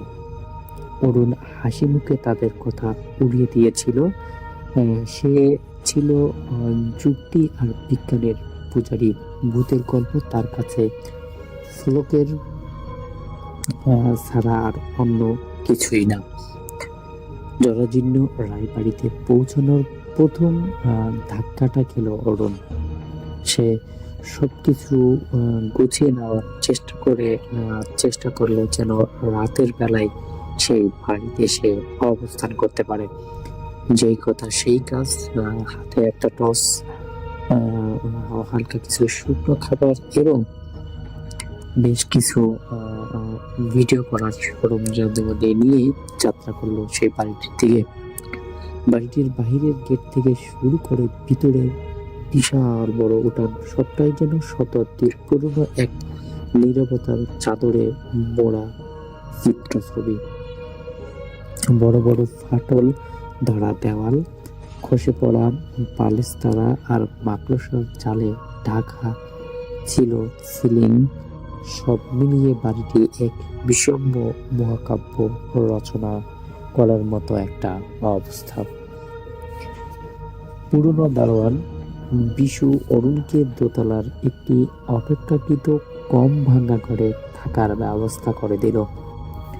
বিশু সারাদিন এক কোণে চুপচাপ বসে থাকতো, কিন্তু কখনোই রাত 10টার পর দোতলায় উঠত না। তার চোখে ছিল এক গভীর চাপা ভয়ের আভাস। প্রথম কয়েক রাত স্বাভাবিক কাটলে তৃতীয় রাত থেকে শুরু হলো অরুণের অভিজ্ঞতার এক নতুন অধ্যায়। রাত যখন গভীর হতো তখন বাইরে ঝিঝি পোকার ডাক ছাড়া কোনো শব্দ আসতো না। ঠিক তখনই নিচতলার বাঁ দিকের বারান্দা থেকে ভেসে আসতো নুপুরের ঝংকার। সেই শব্দ যেন তীক্ষ্ণ আর এত দূর থেকে আসতো যে অরুণ প্রথমে ভাবত সেটা হয়তো তার মনের ভুল, কিন্তু ধীরে ধীরে সেই শব্দ আরো স্পষ্ট হতে শুরু করলো। মনে হতো যেন কেউ আলতো পায়ে দোতলার সিঁড়ির দিকে এগিয়ে আসছে। নুপুরের শব্দ সিঁড়ির কাছাকাছি আসতেই বিশু নিচ থেকে চাপা গলায় আর্তনাদ করে উঠত, মা ফিরিয়ে যান, শান্তি দিন। একদিন অরুণ আর থাকতে না পেরে বিশুকে জিজ্ঞাসা করলো, কে এই বিমলা দেবী, আর এই নুপুরের শব্দ কিসের? বিশু ভয়ে ভয়ে কাঁপতে কাঁপতে পুরনো ইতিহাস শোনালো। রায়বংশের শেষ জমিদার ছিলেন নির্মল এবং ভোগী। তিনি গ্রামের এক সাধারণ কিন্তু অপরূপ রূপবতী বিমলাকে জোর করে ধরে এনেছিল। বিমলা তার স্বামীকে ভালোবাসত। জমিদার বিমলার সম্মান কেড়ে নেওয়ার পর বিমলা জমিদার বাড়ির পিছনে বিশাল গভীর কুয়ায় ঝাঁপ দিয়ে আত্মহত্যা করেন। গ্রামবাসীরা বিশ্বাস করেন বিমলা অভিশাপেই ওই বংশ ধ্বংস হয়ে গেছে, আর তার অতিরিক্ত আত্মা আজও সেই বাড়িতে ন্যায় বিচার খুঁজে ফেরে। বিশু একটি নির্দিষ্ট দরজার দিকে ইশারা করে বললেন, ওই দরজাটা বদ্ধ, ওরা ছিল বিমলার ঘর। আর যেদিন সে কুয়ালায় ঝাঁপ দিল সেদিন থেকেই তার আত্মার উপস্থিতি ওই ঘরের আশেপাশে ঘোরাফেরা করে। দিনের বেলায় বদ্ধ থাকলেও রাতের বেলা দরজার সামনে মাঝে মাঝে রক্তমাখা একটি নুপুরের ছাপ দেখা যায় এখনো। অরুণের মনে এবার কৌতূহলের চেয়ে ভয় বেশি হলো। ঠিক প্রত্যের নেশা তাকে ছাড়ল না। সে ঠিক করলো বদ্ধ ঘরটা একবার সে দেখবেই এবং এর ভিতরে কি আছে সেটা নিয়ে গবেষণা করবে। পরের দিন দুপুরে যখন সূর্যের আলো তীব্র ছিল, অরুণ জোর করে তালা ভেঙে সেই ঘরে ঢুকলো। ঘরের ভিতরে শীতল দম বন্ধ করা বাতাস, আসবাবপত্র সবই পচে গেছে, ধুলোর আস্তরণে ঢাকা। কিন্তু ঘরের এক কোণে একটি ছোট কাঠের সিন্দুক দেখে তার চোখ আটকে গেল। সিন্দুক খুলে সে দেখতে পেল একটি পুরনো হলদে হয়ে যাওয়া ডায়েরি এবং একটি রূপোর নুপুর, তাতে রক্তের শুকানো দাগ লেগে আছে এখনো। সব মিলে ঘরটা যেন একটা মানে ভয়ঙ্কর রকমের একটা চিত্র তার চোখের সামনে ভেসে আসলো। অরুণিমার আসলে কি করবে বুঝতে পারতেছিল না। অবশেষে আসলে সে সিদ্ধান্ত নেয় যে আসলে এই বাড়িটিতে সে থাকবে না। তার যত দ্রুত সম্ভব সে সেখান থেকে পালিয়ে চলে আসে। তারপর থেকে এখন পর্যন্ত সে কখনোই সেই বাড়ির আর খোঁজ খবর নেয়নি। তো দর্শক, আমাদের গল্পটি ছিল এতটুকুই। আশা করছি আপনাদের কাছে গল্পটি ভালো লেগেছে। যদি গল্পটি ভালো লেগে থাকে তাহলে অবশ্যই একটি লাইক, কমেন্ট এবং আমাদের এই ইউটিউব চ্যানেলটিকে সাবস্ক্রাইব করে রাখবেন। তো দর্শক, শেষ করছি এখনই। ভালো থাকবেন, সুস্থ থাকবেন। আল্লাহ হাফেজ। Thank you so much. আপনার ঘটনার জন্য আপনাকে অনেক ধন্যবাদ। এবং আমি এখন যেটা করব সেটা হচ্ছে চলে যাব সরাসরি আমাদের পরবর্তী যে অতিথি আছেন তার কাছে। হাই, আমার নাম শানিল। আজকে আমি আমার জীবনের একটা ছোট্ট রহস্যময় ঘটনা শেয়ার করব। এটা বেশ আগেকার কথা, লাইক 86-87 এর দিকের ঘটনা।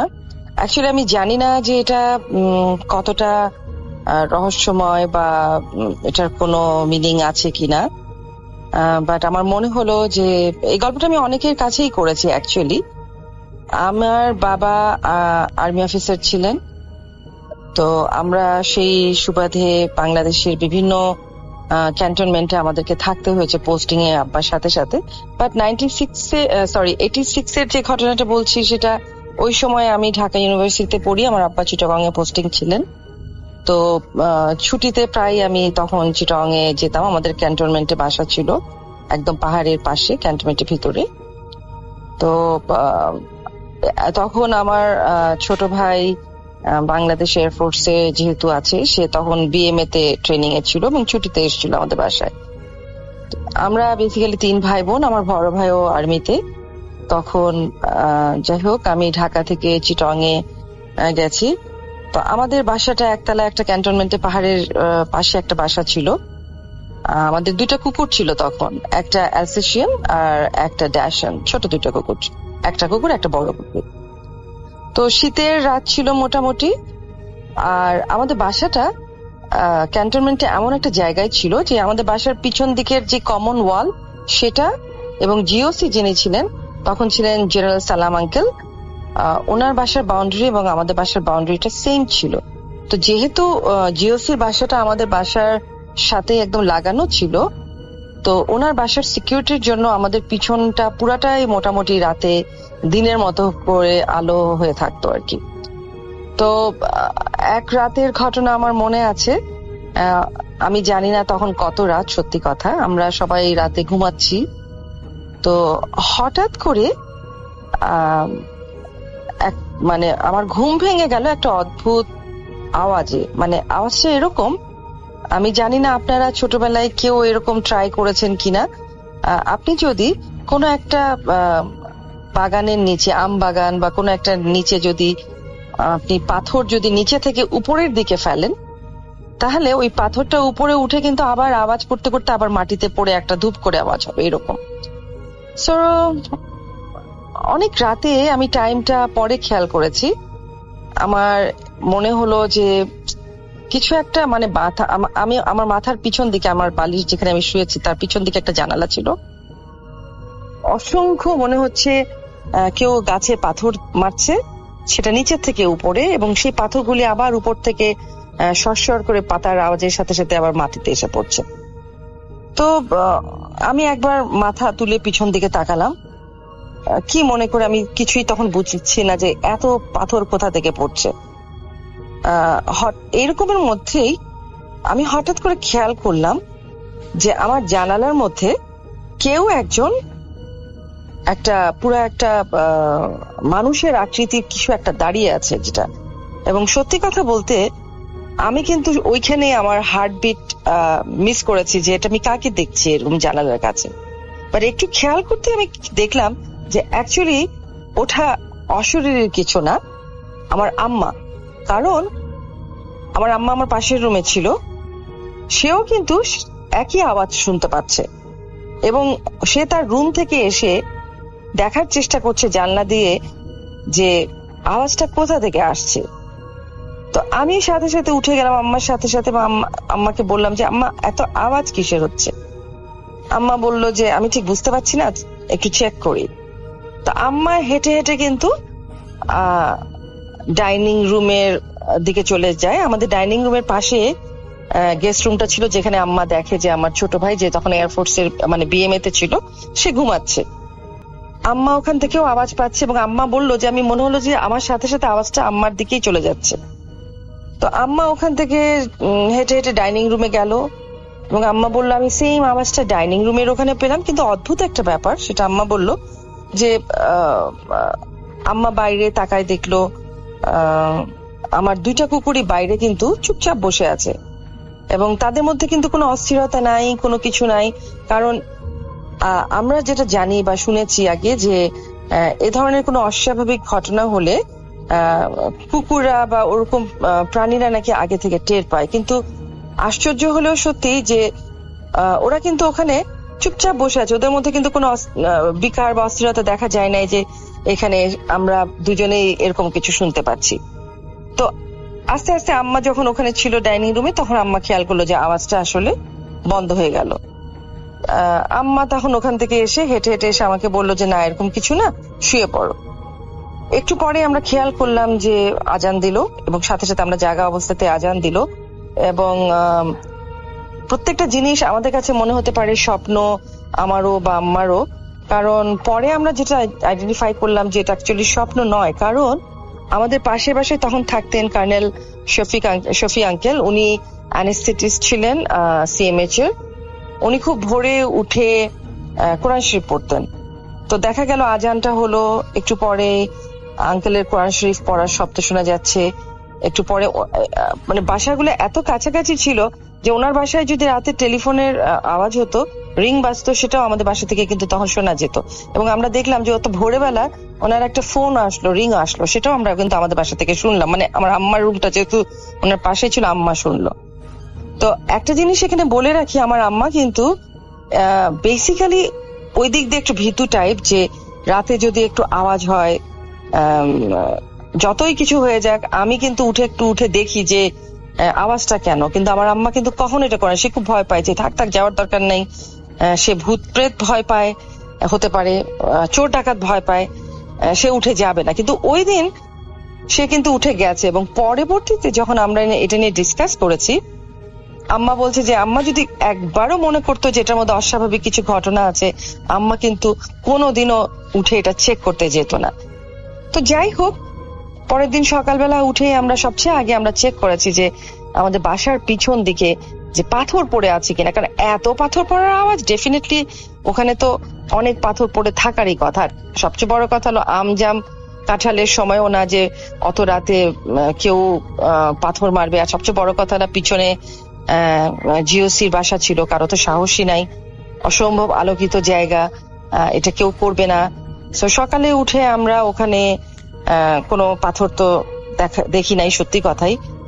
তারপরেও আমরা চেক ব্যাক করার জন্য আমরা পাশে পাশে আঙ্কেলকে বললাম যে আপনার বাসায় কি সকালে কোনো ফোন এসেছিল কিনা। উনি বললো হ্যাঁ, সে হসপিটাল থেকে একটা এমার্জেন্সি কল এসেছিল। তার মানে এটা প্রুফ করে যে সত্যি আমরা কোনো স্বপ্নও দেখছিলাম না। কিন্তু এখনো আমাদের কাছে এটা রহস্য যে আমার কুকুর দুইটা কিন্তু একদম শান্ত ছিল, অ্যাজ ইফ তারা কিছুই হয় নাই, কিছুই শুনতে পাচ্ছে না। তো ওই দিন রাতে আরো একটা যেটা হলো যে আম্মা তো আম্মার রুমে চলে গেল, কিন্তু আমি আবার শুয়ে থাকলাম। আমাদের কারোরই কিন্তু ওই মুহূর্তে মনে নাই যে ওরকম কিছু ঘটনা হতে পারে। তো আমি আবার একটু ঘুমানোর চেষ্টা করলাম, ঘুম এসেও গেছিল তন্দ্রার মতো। হঠাৎ করে আমার মনে হলো যে আমাদের ড্রয়িং রুমে আপনারা দেখেছেন অনেকেরই বাসায় কাঠের একটা কর্নারের মতো থাকে ছোট, যেটার মধ্যে আমরা ডেকোরেশন পিস সাজাই রাখি বা এরকম। তো হঠাৎ করে আমার মনে হলো যে কেউ একজন জোরে ধাক্কা দিয়ে ওই কর্নারটা ফেলে দিল, এবং কর্নারের উপর আমার যত জিনিস ছিল সেটা যে গড়ায় গড়ায় চলে যাচ্ছে সেটারও কিন্তু আমি আওয়াজ পেলাম। বাট ওই মুহূর্তে আসলে আমি আর উঠে দেখার কিছু পেলাম না যে আমার আবার দেখা উচিত তখন। কিন্তু পরপরই ওই ঘটনাটাও হলো, যেটা সকালবেলা আসলে আমরা ওরকম কোনো চিহ্ন দেখি নাই আমাদের ড্রয়িং রুমে। তো ওইটাই কিন্তু চিটাগং এর বাসায় আমাদের সাথে হওয়া প্রথম এবং শেষ ঘটনা। আমি এই গল্প অনেককে বলেছি, এটা সাক্ষী হচ্ছে একমাত্র আমি এবং আমার আম্মা, যেটার আসলেও কোনো এক্সপ্লেনেশন নাই আমাদের কাছে। তো আমার জীবনে ঘটা, আমি বলবো যে অনেকেই বলে যে আমি এটা দেখেছি ওটা দেখেছি অস্বাভাবিক এরকম, বাট আমার এই এত বছর বয়সে আমি that was my first experience এই ধরনের। আর যদি বলেন যে 8-10 বছর আগে, আমরা এখন ঢাকায় থাকি, আমার বাসা মহাখালী ডিএইচএস এ। সো মহাখালী ডিএইচএস এর যেটা হলো, আমি আমাদের নিজেদের বাসা, এটা একটা 5তলা বাসা, আমি থাকি 5তলায় টপ ফ্লোরে। সো আগে আমি আমার আম্মার সাথে থাকতাম 3 তলায় একসাথে, পরে আমি শিফট করি 5 তলায়। এই বাসায় আসার পরে যেটা হলো আমার সাথে, বলবো এরকম না, এটা এমন কোন উল্লেখযোগ্য বোধহয় ঘটনা হতেও পারে নাও পারে, সেটা হলো যে প্রায় রাতে অল্টারনেট ডে বা অল্টারনেট নাইট এরকম যেটা হতো, আমি আমার ঘর 5 তলায় বেডরুমে আমি এসি চলে, জানলা টানলা সবসময় বন্ধ থাকতো। একটা পার্টিকুলার টাইমে আমার ঘুম ভেঙে যেত, তীব্র একটা বাজে গন্ধ আমার ঘরে। মানে তখন আমার যে কুকুর আছে, তখন আমার একটা জার্মান স্পিটস কুকুর, ওটা আমার রুমে আমার সাথেই থাকতো। তো প্রথম দিন যেটা আমি আইডেন্টিফাই করলাম যে আমার ঘরটা তীব্র একটা গন্ধে ভরে যাচ্ছে, তো আমি উঠে গেলাম। আমার মনে হলো যে নিশ্চয়ই আমার কুকুরটা ঘরে কোথাও পি করেছে, ডেফিনেটলি আমার বিছানায় অথবা কার্পেটে অথবা আমার পর্দায়। তো আমি উঠে আমার বেডরুম তন্ন তন্ন করে খুঁজছি, পর্দা কোনোখানে কিন্তু সেই স্মেলটা নাই। কিন্তু আমার ঘর একটা তীব্র একটা বাজে গন্ধ। তো প্রথম দিন যেটা হলো যে আমি কিন্তু ধরেই নিয়েছিলাম যে ডেফিনেটলি আমার কুকুর কোথাও পেশাব করে রেখেছে এবং ওটারই গন্ধ। সো সকাল হয়ে গেল, আমার যেটা মনে হচ্ছে গন্ধটা যদি হয়েই থাকে তাহলে সকালেও আমি গন্ধটা পাবো, বাট সকালে আমি সেই গন্ধটার কোনোখানে খুঁজে পেলাম না, আমার বিছানায় না, পর্দায় না, কোনোখানে না। সো আমি এটাকে ইগনোর করলাম যে কি জানি, আমি জানি না। বাট এই জিনিসটা হতে থাকলো। কিছুদিন পরপরই আমার এই প্রচন্ড একটা গন্ধ, এবং এমন কোনোদিন হয় নাই যে আমার ঘুম ভেঙে যায় নাই। গন্ধটা এতই তীব্র এবং ছিল, এবং সেটা স্টে করতো লাইক 15 মিনিটস 20 মিনিটস। এবং আমি পরের দিকে খেয়াল করলাম যে প্রতিবারই আমার ঘরটা যখন এরকম বাজে একটা স্মেল হতো, এবং যখন এটা আস্তে আস্তে লাইট হতো গন্ধটা, এবং তারপর পরই ফজরের আজানটা দিত। তো আমি এটা আমার বাসার কাউকে বলি নাই, শুধু আমার মেয়ে জানতো, ও আরেকটা রুমে থাকতো। একদিন আমি ওকে ডাকলাম, রাতেই ডাকলাম যে দেখো তো তুমি আমার রুমে কোনো গন্ধ পাচ্ছ কিনা। ও বললো যে না আম্মু, আমি কোনোখানে এরকম কোনো স্মেল পাচ্ছি না। আমি ওকে কিছু বলি নাই, তা না হলে ও বাচ্চা মানুষ ভয় পাবে, ও চলে গেল। বাট জিনিসটা আমার ঘটতেই থাকলো কিছুদিন পর পর। তো তখন আমি যেটা করলাম যে আমাদের পরিচিত একজন আন্টি আছেন, ওনাকে আমি পুরো ব্যাপারটা বললাম। তো উনি তখন আমাকে বললেন যে ওনার নারিন্দায় একজন পরিচিত উনি আছেন, ওনাকে উনি বাসায় ডাকবেন। তো যাই হোক, আমি তখন ডাকলাম ওনাকে। সো উনি এসে অলমোস্ট, উনি প্রায় বেশ কয়েকবার এসছে আমার বাসায়। এসে উনি আমার বাসার বিভিন্ন জায়গায় উনি আমাকে দোয়া পড়েছে, উনি কিছু তাবিজ করে গেছে। তো ইভেন আমি আমার আম্মা আমাকে, যখন আমি এটা অনেক পরে আম্মাকে শেয়ার করলাম, আমাকে বললো যে তুমি প্রত্যেকদিন রাতে আয়াতুল কুরসি পড়বা, 3 বার পড়ে দোয়া টোয়া পড়ে শুবা। তো আমি তো পড়তামই তখন, প্লাস আমার ঘরের প্রত্যেকটা দরজায় আয়াতুল কুরসি আটকায় রাখলাম। আমার বালিশের পাশে আমি আয়াতুল কুরসিটা রেখে একটা ঘুমাতাম। কিন্তু এটা কিন্তু বন্ধ হয় নাই ওগুলি করার পরেও, এটা চলছিল। শুধু ওই হুজুর আসার পরে উনি কি দোয়া পড়েছেন, উনি তাবিজ করেছেন, তারপরে কিন্তু আল্লাহর রহমতে আমি বলবো যে 4-5 বছর হলো আমি আর সেরকম কিছু ফেস করছি না আল্লাহর রহমতে। বাট আমার মনের মধ্যে এখনো একটা ভয় সবসময় থাকে যে হয়তো আমি আবার এরকম পাবো বা এরকম কিছু।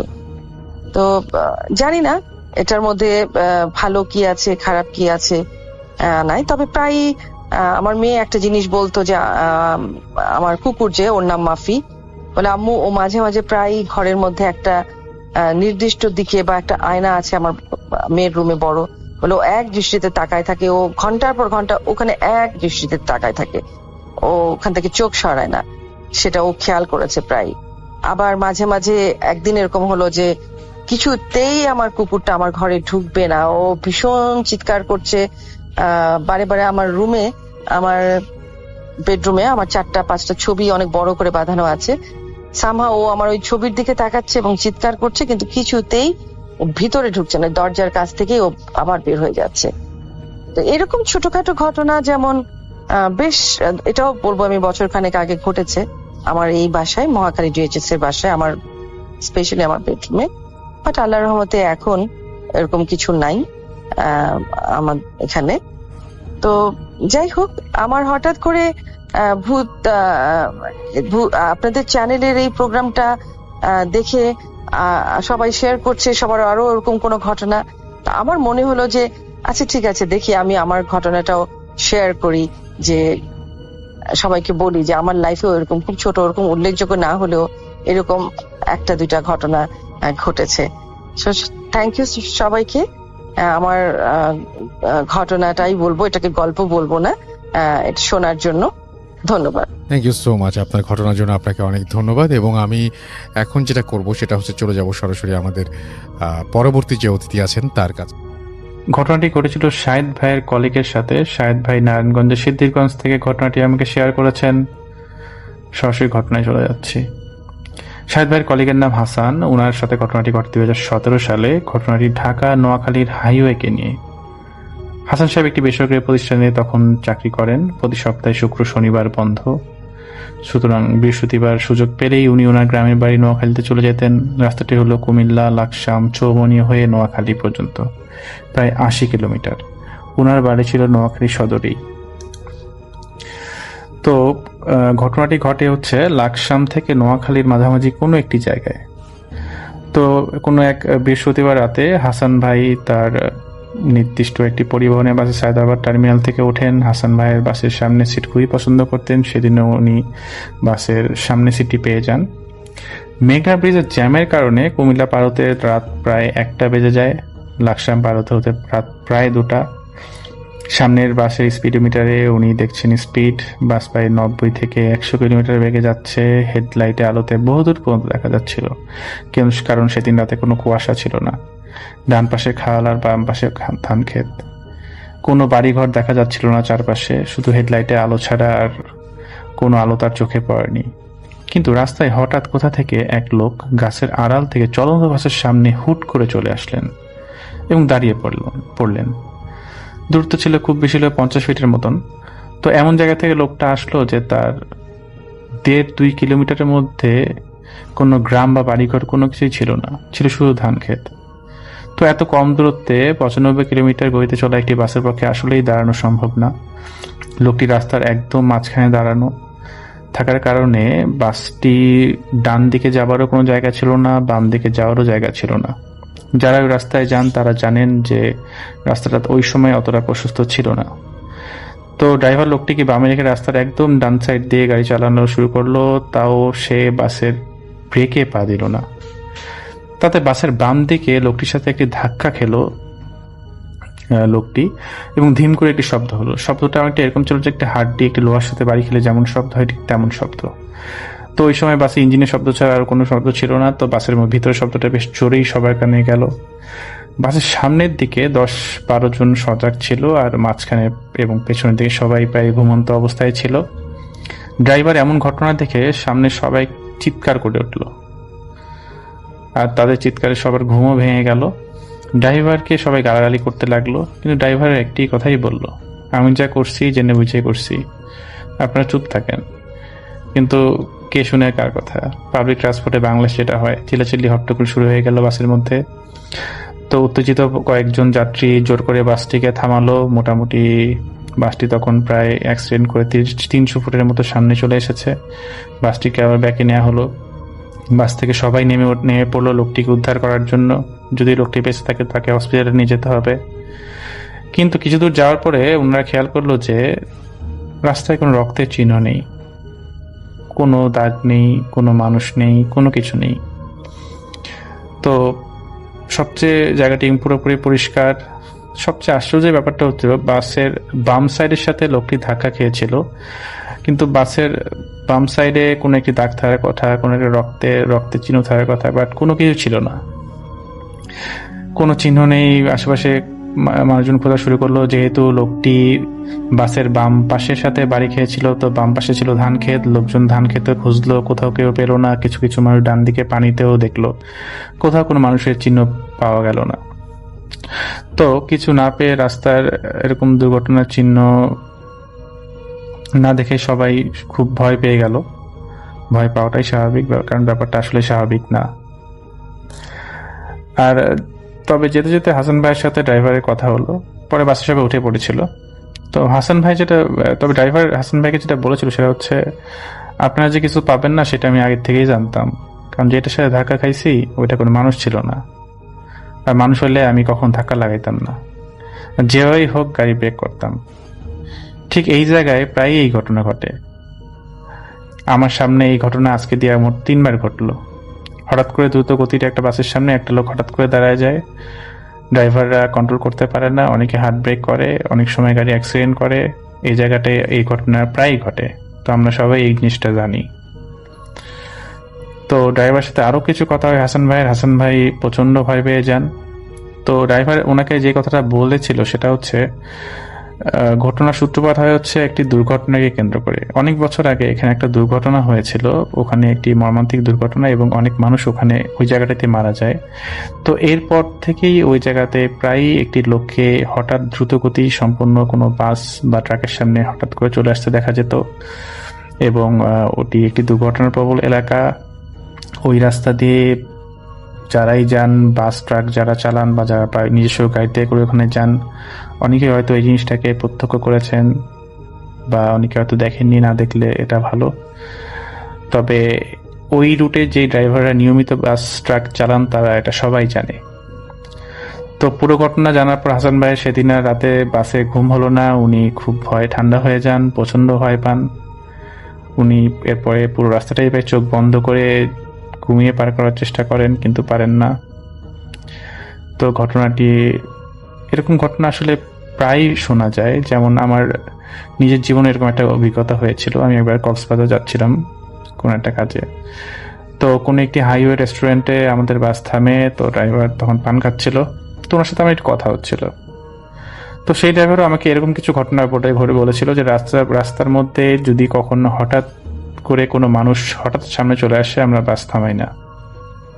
তো যাই হোক, এটাই ছিল আজকের ঘটনা।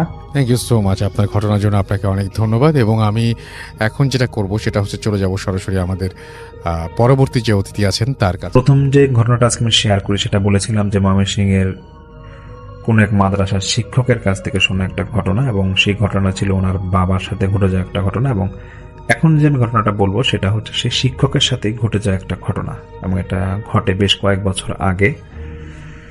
তো সেই শিক্ষক ছিলেন ময়মনসিংহের তারাকান্দার কোনো এক মাদ্রাসার একটি শিক্ষক, এবং তিনি সেখানে বেশ কয়েক বছর শিক্ষকতা করতেন। তো সেই শিক্ষক উনি এরকম শিক্ষকতার পাশাপাশি ঝাড়ফুঁক দিতেন, এবং যদি গ্রামে কারো আশেপাশে কারো বদ জিনের বা খারাপ কিছুর আসর পড়তো কারোর উপরে, ওইটা উনি ঝাড়াতে পারতেন। তো ওই সময় নাকি ওনার বেশ নাম ডাক ছিল। এখন হয়তো উনি এখানে নাই, যতটুকু আমি জানি। তো সেই শিক্ষক আমাকে যেটা বলে যে বেশ কয়েক বছর আগে ওনার সাথে এটা নিয়ে কথা হয়েছিল। ঘটনাটা সম্ভবত এটা 2012-13 সালের দিকের ঘটনা। আমি শুনেছিলাম এটা 2016 সালের দিকে। তো আমি কোন একটা কাজে তারাকান্দায় যাই, তখন উনি এক মাদ্রাসায় আমার যাওয়া লাগে, তো ওনার সাথে পরিচয় হয় দেখুন, এটা শেয়ার করেছিল আমাকে। তো সেই শিক্ষক বলে যে কোনো একটা সকালে ওনার কাছে এক বয়স্ক লোক এসে খুব কান্নাকাটি শুরু করে, এবং সেই লোকটা এসে বলতেছে যে হুজুর, আমার ছেলেকে নিয়ে আমি খুব বিপদে আছি, আপনি কিন্তু আমাকে বাঁচান। তখন সেই হুজুর বলে যে কি হয়েছে আপনার ছেলের? তো বলতেছে যে আমার ছেলের তো মাসখানিক পর বিয়ে হবে, ওর জন্য পাত্রী ঠিক করছি, ওর বয়স 25-26 বছর, তো প্রায় 10-15 দিন হবে এরকম, ও প্রায় সময় একটু অসুস্থ থাকতেছে এবং একটু পাগলামি করতেছে ঘরের মধ্যে। তখন ওই হুজুর বলে যে আপনি বিস্তারিত বলেন, কি হয়েছে আগে শুনি। তো সে নাকি প্রচন্ড কাঁদতেছিল ওই লোক। তো ওই লোকের নাম ছিল রতন মিয়া, আর ওনার ছেলের নাম ছিল হচ্ছে রনি। সে রতন মিয়া বলতেছে যে হুজুর দেখেন, আজকে থেকে ঠিক 10-15 দিন এরকম হবে হয়ে গেছে, আমার ছেলে হঠাৎ একদিন রাত্রেবেলা মাঝরাতে ঘুম থেকে উঠে ও খুব কান্নাকাটি করতেছে। তো ও আর ওর ভাই শুই একসাথে, আমি আর ওর মাথার পাশা রুমে শুই। তো ও যখন রাতে এরকম ঘুম থেকে উঠে কান্নাকাটি করতেছে, তখন শীতকাল ছিল। বলতেছে যে প্রচন্ড শীতের মধ্যে ও হঠাৎ করে বলতেছে ওর ভাইকে ঘুম থেকে উঠে যে তাড়াতাড়ি ফ্যানটা চালা। ছোট ভাইকে বলতেছে, ছোট ভাই নাকি একটু রাগ করছে যে এত রাতে শীতের মধ্যে কি ফ্যান চালাবো। তখন সে নাকি বলতেছে তুই তাড়াতাড়ি লাইটটা জ্বালা, ফ্যানটা জ্বালা, আমার ভালো লাগতেছে না। তো ছোট ভাই নাকি হঠাৎ করে ঘুম থেকে উঠে লাইটটা জ্বালায় দেখতেছে ও ঠিক খাটের একটা কর্নারে কুজা হয়ে বসে আছে এবং কাঁপতেছিল। তো কাঁপতেছে, তখন ছোট ভাই বলতেছে তোর কি হয়েছে? তখন নাকি সে খুব চিৎকার দিয়ে বলতেছে তুই তাড়াতাড়ি ফ্যান চালা। এই বলতে ফ্যান চালাই দিছে, এবং ফ্যান চালানোর পর ছোট ভাই দেখতেছি ওর গা থেকে, বড় ভাই রনি, ওর গা থেকে প্রচন্ড ঘাম বের হচ্ছে এবং ঘামাচ্ছে ও। তো এটা দেখতে দেখতে যখন রনি নাকি হঠাৎ করে চিৎকার দিয়ে উঠছে, তখন এই রতন মেয়ে এবং ওনার ওয়াইফ ওনারা নাকি উঠে তাড়াতাড়ি রুমে গেছে। ওই ছেলের রুমে গিয়ে দেখতেছে ছেলে এরকম কোনায় খুব কাঁপতেছে এবং ঘামাইতেছে। তো বলতেছে যে ছেলেকে যে কি হয়েছে বাবা রনি, তোর কি হয়েছে? তখন নাকি রনি বলতেছে যে মা, আমার ভালো লাগতেছে না, আমার প্রচন্ড ঘামাইতেছে, আমার খুব ভয় লাগতেছে, তোমরা রুমে থাকো। এরকম নাকি ও কিছুক্ষণ পর এই কথাই বলতেছিল। ওর কথার মধ্যে আর অন্য কোনো কথা নেই, শুধু একটাই যে আমার ভয় লাগতেছে, তোমরা রুমে থাকো। তো এখন ওর বাবা পরে রতন মেয়ে নাকি বলতেছিল মাকে, আচ্ছা ঠিক আছে, মনে হয় কোনো খারাপ স্বপ্ন দেখছে, তুমি এক কাজ করো, একটু লেবুর শরবত নিয়ে আসো, আমি একটু দোয়া-দরুদ করে ফু দিয়ে দিচ্ছি, ওনারে খাওয়াই দাও। তো তখন নাকি ছেলেকে এরকম লেবু শরবত আনার পর নাকি রতন মেয়া ওই সূরা ফাতিহা পড়ে এরকম ফটো দিয়ে ছেলেকে খাওয়ায় দেওয়ার পর ছেলেকে নাকি একটু ঘুমাইতে বলে। ফজর পর্যন্ত এরকম একই সমস্যা, গায়ে শীতের মধ্যেই, বলতে শীতের মধ্যে ফ্যান বাড়ানো কিন্তু ঘামাচ্ছে এবং কাঁপুনি দিচ্ছে। এরকম নাকি সকালেও যখন সেম দেখতেছে, তখন নাকি রতন মিয়া ওনাদের স্থানীয় যে ডাক্তার আছে ওর কাছে নিয়ে যায়। ডাক্তার বলতেছে যে দেখেন, হয়তো কোনো বাজে স্বপ্ন বা কিছু দেখছে, ভয় টয় পাইতে পারে, ঠিক হয়ে যাবে, বাদ দেন এগুলা, এত টেনশনে কিছু নাই, তোকে একটু ঘুমের ওষুধ খাওয়াই দেন, ঠিক হয়ে যাবে। তো সেই দিন নাকি এরকম ওই ডাক্তার ঘুমের ওষুধ দিয়ে যাওয়ার পর যথারীতি দুপুরবেলা ঘুমের ওষুধ দেয়, কিন্তু ওর ঘুমের কোনো ঘুম টুম কিছুই নেই, ঠিক সেম। ও খুব ভয় পাচ্ছিল এবং কাঁপুনি, আগের তো কাঁপুনি ছিল, এখন হালকা একটু কাঁপুনি, বাট ও শুধু মাকে বলতেছে যে মা, আমি রাতে জানি কি স্বপ্ন দেখছি, আমার খুব ভয় লাগতেছে। তখন সেদিন মাগরিবের পর ওর মা ওকে মাথায় নারকেল দিয়ে নাকি তেল দিয়ে নাকি মাথা মালিশ করে দিয়েছিল আর বলতেছে বাবা তুমি কি দেখছো স্বপ্নে? তখন সেই রনি নাকি বলে যে আমি রাত্রেবেলা স্বপ্ন দেখছি যে ওই ফ্যানের মধ্যে একটা মহিলা, শাড়ি পরা একটা মহিলা ফাঁস দিয়ে রাখছে, ফাঁস দিয়ে ঝুলতেছে এবং আমাকে ডাকতেছিল, কি জানি আমার কাছে চায়, আমি দিতে পারি নাই। এই জন্য স্বপ্ন যা দেখছি, আমি উঠেও দেখলাম ফ্যানের মধ্যে এরকম ঝুলতেছে মহিলাটা। এই জন্য আমি ওই আমার ছোট ভাইয়ের নাম ছিল রাসেল, কইতেছে আমি রাসেলকে বলছিলাম যে এই জন্য ফ্যানটা ছাড়ার জন্য।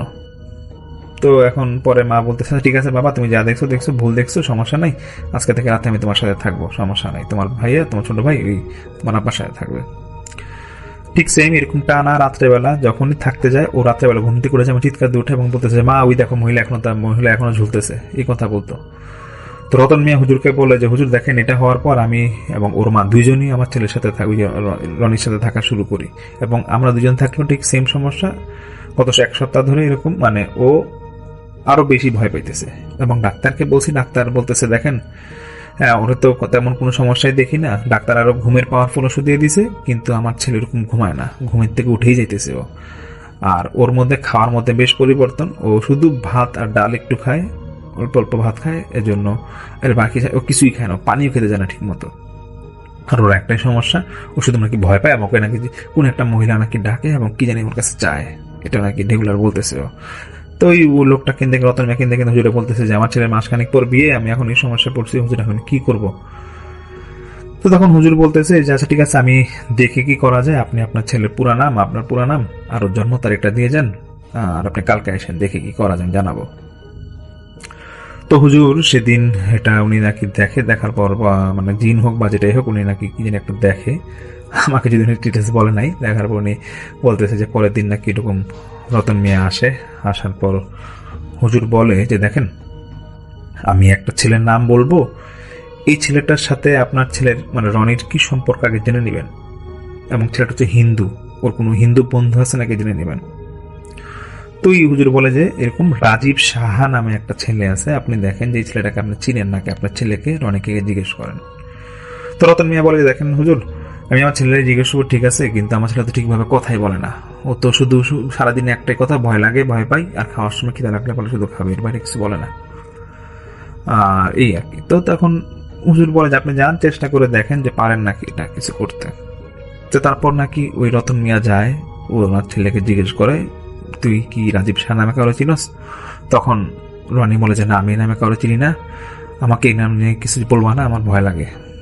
তখন ওই রতন মিয়া ওর ছোট ছেলে কেউ জিজ্ঞেস করে, রাসেলের জিজ্ঞেস করে যে বলে দেখো, তুই কি তোর বড় ভাইয়ের এরকম কোনো বন্ধুরে চিনস নাকি যার নাম রাজীব সাহা বা এরকম নামে কাউকে চিনস?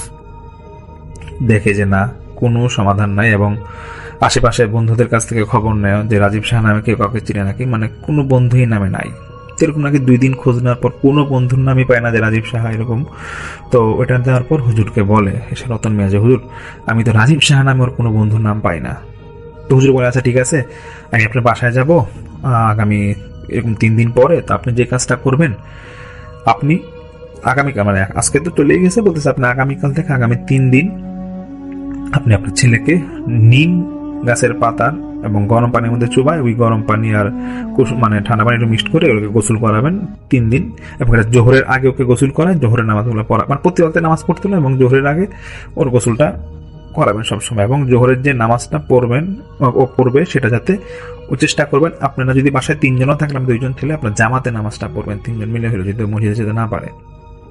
আর আমি যেদিন আসবো সেদিন হচ্ছে 3 দিন পরে, আমি এরকম মাগরিবের পরে আসবো, এবং যখন আসবো সেদিন আপনি সকালবেলা বাজারে গিয়ে আপনি দেখবেন সবচেয়ে বড় গরু যেটা, সেই গরুর দাঁতে মানে জবাই করার পর যে দাঁতের চোয়ালের যে হাড়ের অংশটা আছে, এটা আপনি শুধু আপনার বাসায়, আমি যেখানে থাকবো আপনার বাসায়, আপনার ছেলে যে খাট হোক বা যে রুম হোক, ওই রুমে আপনি কোথাও এটা পলিথিনে পেঁচে রাখবেন, আর কিছু করা লাগবে না, আপনি যান।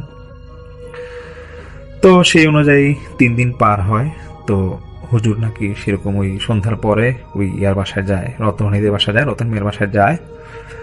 তো রনি এরকম খাটের মধ্যে বসা, তো হুজুর দেখেই বুঝে যে না, ওকে দেখলে নাকি বোঝা যাচ্ছিল যে ওকে কোন একটা কিছু আসর করছে বা কিছু একটা খারাপ নজর ওর উপর পড়ছে। তো হুজুর এটা যখন ওই রতন মিয়াকে জিজ্ঞেস করে যে আপনি কি সবকিছু ঠিক মতো আছেন, রতন বলছে হ্যাঁ আমি আছি। তো হুজুর রনিকে জিজ্ঞেস করে যে বাবা, তোমার কি সমস্যা হয়েছে, তুমি রাজীব শাহ নামে কাউকে এরকম চিনো? তো ওই রনি নাকি বলতেছে না, আমি এরকম নামে কাউকে চিনি না। তো বলতেছে যে আচ্ছা ঠিক আছে, তুমি মানে একটু দূরে দূরে ছিল হুজুরের, তো বলছে তুমি কাছে আসো।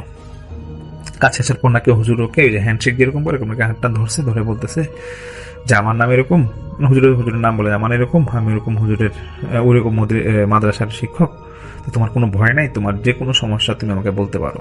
তখন নাকি রনি হুজুরকে মানে কোলাকুলি করলে যেরকম জড়ায় ধরে, এরকম জড়ায় ধরে খুব কাঁদতেছে আর বলতেছে হুজুর আপনি আমাকে বাঁচান, আমাকে বাঁচান, আমাকে মাসুম আমার সর্বনাশ করছে, মাসুম সব জানে।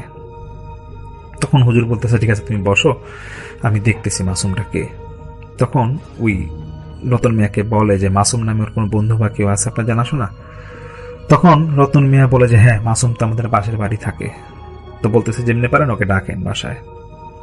এখন সেই সময় নাকি মাগরিবের পরে ঠিক এশার ওয়াক্তের আগেই তখন ওই মাসুমের বাসায় মাসুমের খোঁজ নিয়ে মাসুমকে ডাকা হয়। তো হুজুর মাসুমকে বলতেছে যে মাসুম দেখো, কিছু মনে করবা না, আমি এরকম মাদ্রাসার শিক্ষক, তুমি হয়তো আমাকে চিনতে পারো এরকম। তো যেটা কথা হয়েছে যে রনি তো বেশ কয়েকদিন ধরে অসুস্থ, হয়তো তুমি পাশের বাসায় থাকো, তুমি হয়তো জেনে থাকবা। তো রনিকে একটা তাবিজ করা হয়েছে এবং আমি তো মানে জিন দিয়ে বা যেটাই হোক, মন্ত্র পড়ে হোক বা জিন দিয়ে হোক, যেভাবে হোক, আমি বুঝতে পারছি যে তাবিজটা তোমার মাধ্যমে হয়েছে বা তুমি করছো। এখন তুমি সত্য কথা বলো, তুমি এটা আসলে কি করছো, আর যদি সত্য কথা না বলো তাহলে তোমার বাবা মাকে জানাবো। তখন মাসুম তো স্বীকার করেই না, সে বলে যে না হুজুর, এটা আমি করিই নাই, এখন তাবিজ মানে অনেক কোনোভাবেই স্বীকার করে না। তখন হুজুর বলে ঠিক আছে, তুমি স্বীকার না করলে তো কিছু করার নাই, তাহলে আমি জিন এনে হাজির করি। মানে একটু ভয় দেখাচ্ছিল ওই মাসুম ছেলেটাকে। তো যখন এরকম ভয় দেখাচ্ছিল, তখন মাসুম যখন স্বীকার করেই না, তখন হুজুর বলতেছে রতন মিয়াকে যে আপনার লাইটটা বন্ধ করেন, আমি এখন জিন আনতেছি, এবং যদি জিন আনি, তখন মাসুমকে ভয় দেখা বলে যদি জিন আনি তাহলে কিন্তু আমার ক্ষতি হবে। তখন মাসুম স্বীকার করে যে না, আমি বলতেছি কি হয়েছে। তখন ওই মাসুম বলে যে আসলে হয়েছে কি, রনির তো কয়েকদিন পর বিয়ে, তো ওর সাথে যে মেয়েটার বিয়ে হবে ওই মেয়েটার নাম তো সোমা। তো সোমাকে আমাদের এক বন্ধু আছে রাজীব সাহা নাম, সেই হিন্দু ছেলেটা ওই সোমা মেয়েটাকে পছন্দ করে।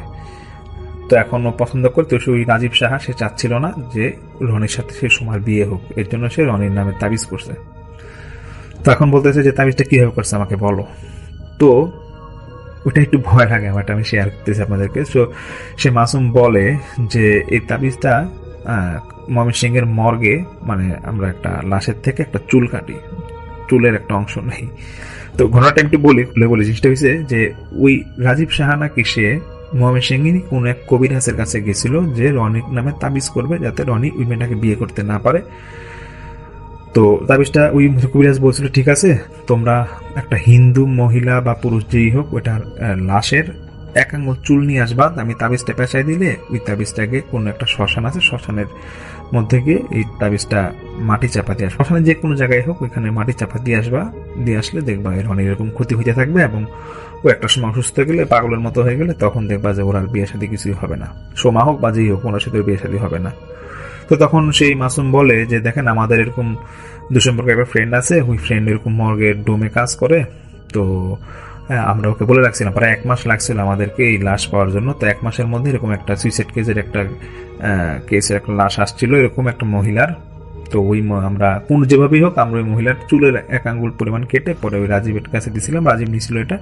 রাজীব মাসুম বলে যে আমি সবাই গেছিলাম, আমরা 3-4 জনকে ওইরকম যেভাবে চুলটা নিয়েছি, নিয়ে পরে আমরা তাবিজ করে ওইরকম শ্মশানে, ময়মনসিংহের কোনো একটা শ্মশানে এটা আমরা পুঁতে আসছি। তো এখন তখন হুজুর বলে যে ঠিক আছে পুঁতে আসছে, এখন তুমি রাজীব শাহ যেখানে আছে ওখানে ওকে আমি, ওই হুজুর বলে যে এখন তো এশার ওয়াক্ত হয়ে গেছে, আমি নামাজ পড়ে আসি, তুমি যেভাবেই হোক এশার পরে আমি রাজীব শাহকে দেখতে চাই, এবং তুমি যেমনি পারো ওকে ম্যানেজ করে আনবা, এত কিছু আমি বুঝি না। তো মাসুম বলে আচ্ছা ঠিক আছে, আমি ব্যবস্থা করতেছি। তো ওই পরে বলে যায় হুজুর আপনি আমার যাতে কোনো ক্ষতি না হয় দেখবেন। তো হুজুর একটু ভয় দেখা যায়, দেখো তুমি রাজীব শাহকে যেভাবে পারো ম্যানেজ করে আনবা, যদি তুমি আনতে না পারো তাহলে কিন্তু তোমারই ক্ষতি হবে। তো হুজুর এরকম নামাজের পর আসার পর ওই মাসুমকে ডাকে, মাসুম তো ওই রাজীবকে আনতে পারেই না, দেখতেছে অনেক সময় লাগতেছে। পরে মানে এরকম রাজীব অনেক কষ্টে নাকি, হুজুর পরে ডিটেলসটা আমাকে বলেন, বলে অনেক কষ্টে এরকম রাত 10টা 10:30টার দিকে পরে রাজীব সহ আর 2-1 সহ মাসুম সৌরা নাকি আসে, সেই রনিদের বাসায় আসে। তখন রাজীবকে পুরো ঘটনা বলে, রাজীবও সেম কথা স্বীকার করে, এবং রাজীবকে ওই হুজুর বলে যে দেখো জন্ম মৃত্যু বিয়েগুলো তো আল্লাহর হাতে, এখন তুমি যে কাজটা করছো রনির নামে, তোমার যদি মেয়েটাকে ভালো লাগতো, মেয়ে যদি তোমাকে পছন্দ করে, তাহলে তুমি সরাসরি বলতে পারতা, তোমার তো তাবিজ করার কোনো দরকার ছিল না। তো তখন সেই রাজীব সাহেব বলে যে না আসলে আমি তো হিন্দু, মেয়ে তো মুসলিম, আমি জানি সে কখনো বিয়ে করবে না, তো আমি এরকম রাগের বসে এরকম তাবিজটা করছিলাম, এটা আমার ভুল হয়ে গেছে, হুজুর আমার কোনো ক্ষতি করেন না, আমি যেমনি পারি কালকের মধ্যে তাবিজ আপনাকে বুঝাই দিব। হুজুর বলতেছে তুমি তাবিজ বুঝাই দিবা, ঠিক আছে, তুমি এরকম কালকে জোহরের পর আমার কাছে আসবা। আর রতন মিয়া মানে রনির বাবাকে বলে যে আপনি টেনশন করেন, আপনার ছেলে সুস্থ হয়ে যাবে, যেভাবে সুস্থ হয়ে যাবে। আর রনিকেও ওই হুজুর মাথার মধ্যে হাত বলে ঝাড়ফুঁক দিয়ে এসে পরে বলে তুমি বাবা সুস্থ হয়ে যাও, ভয় পাবা না।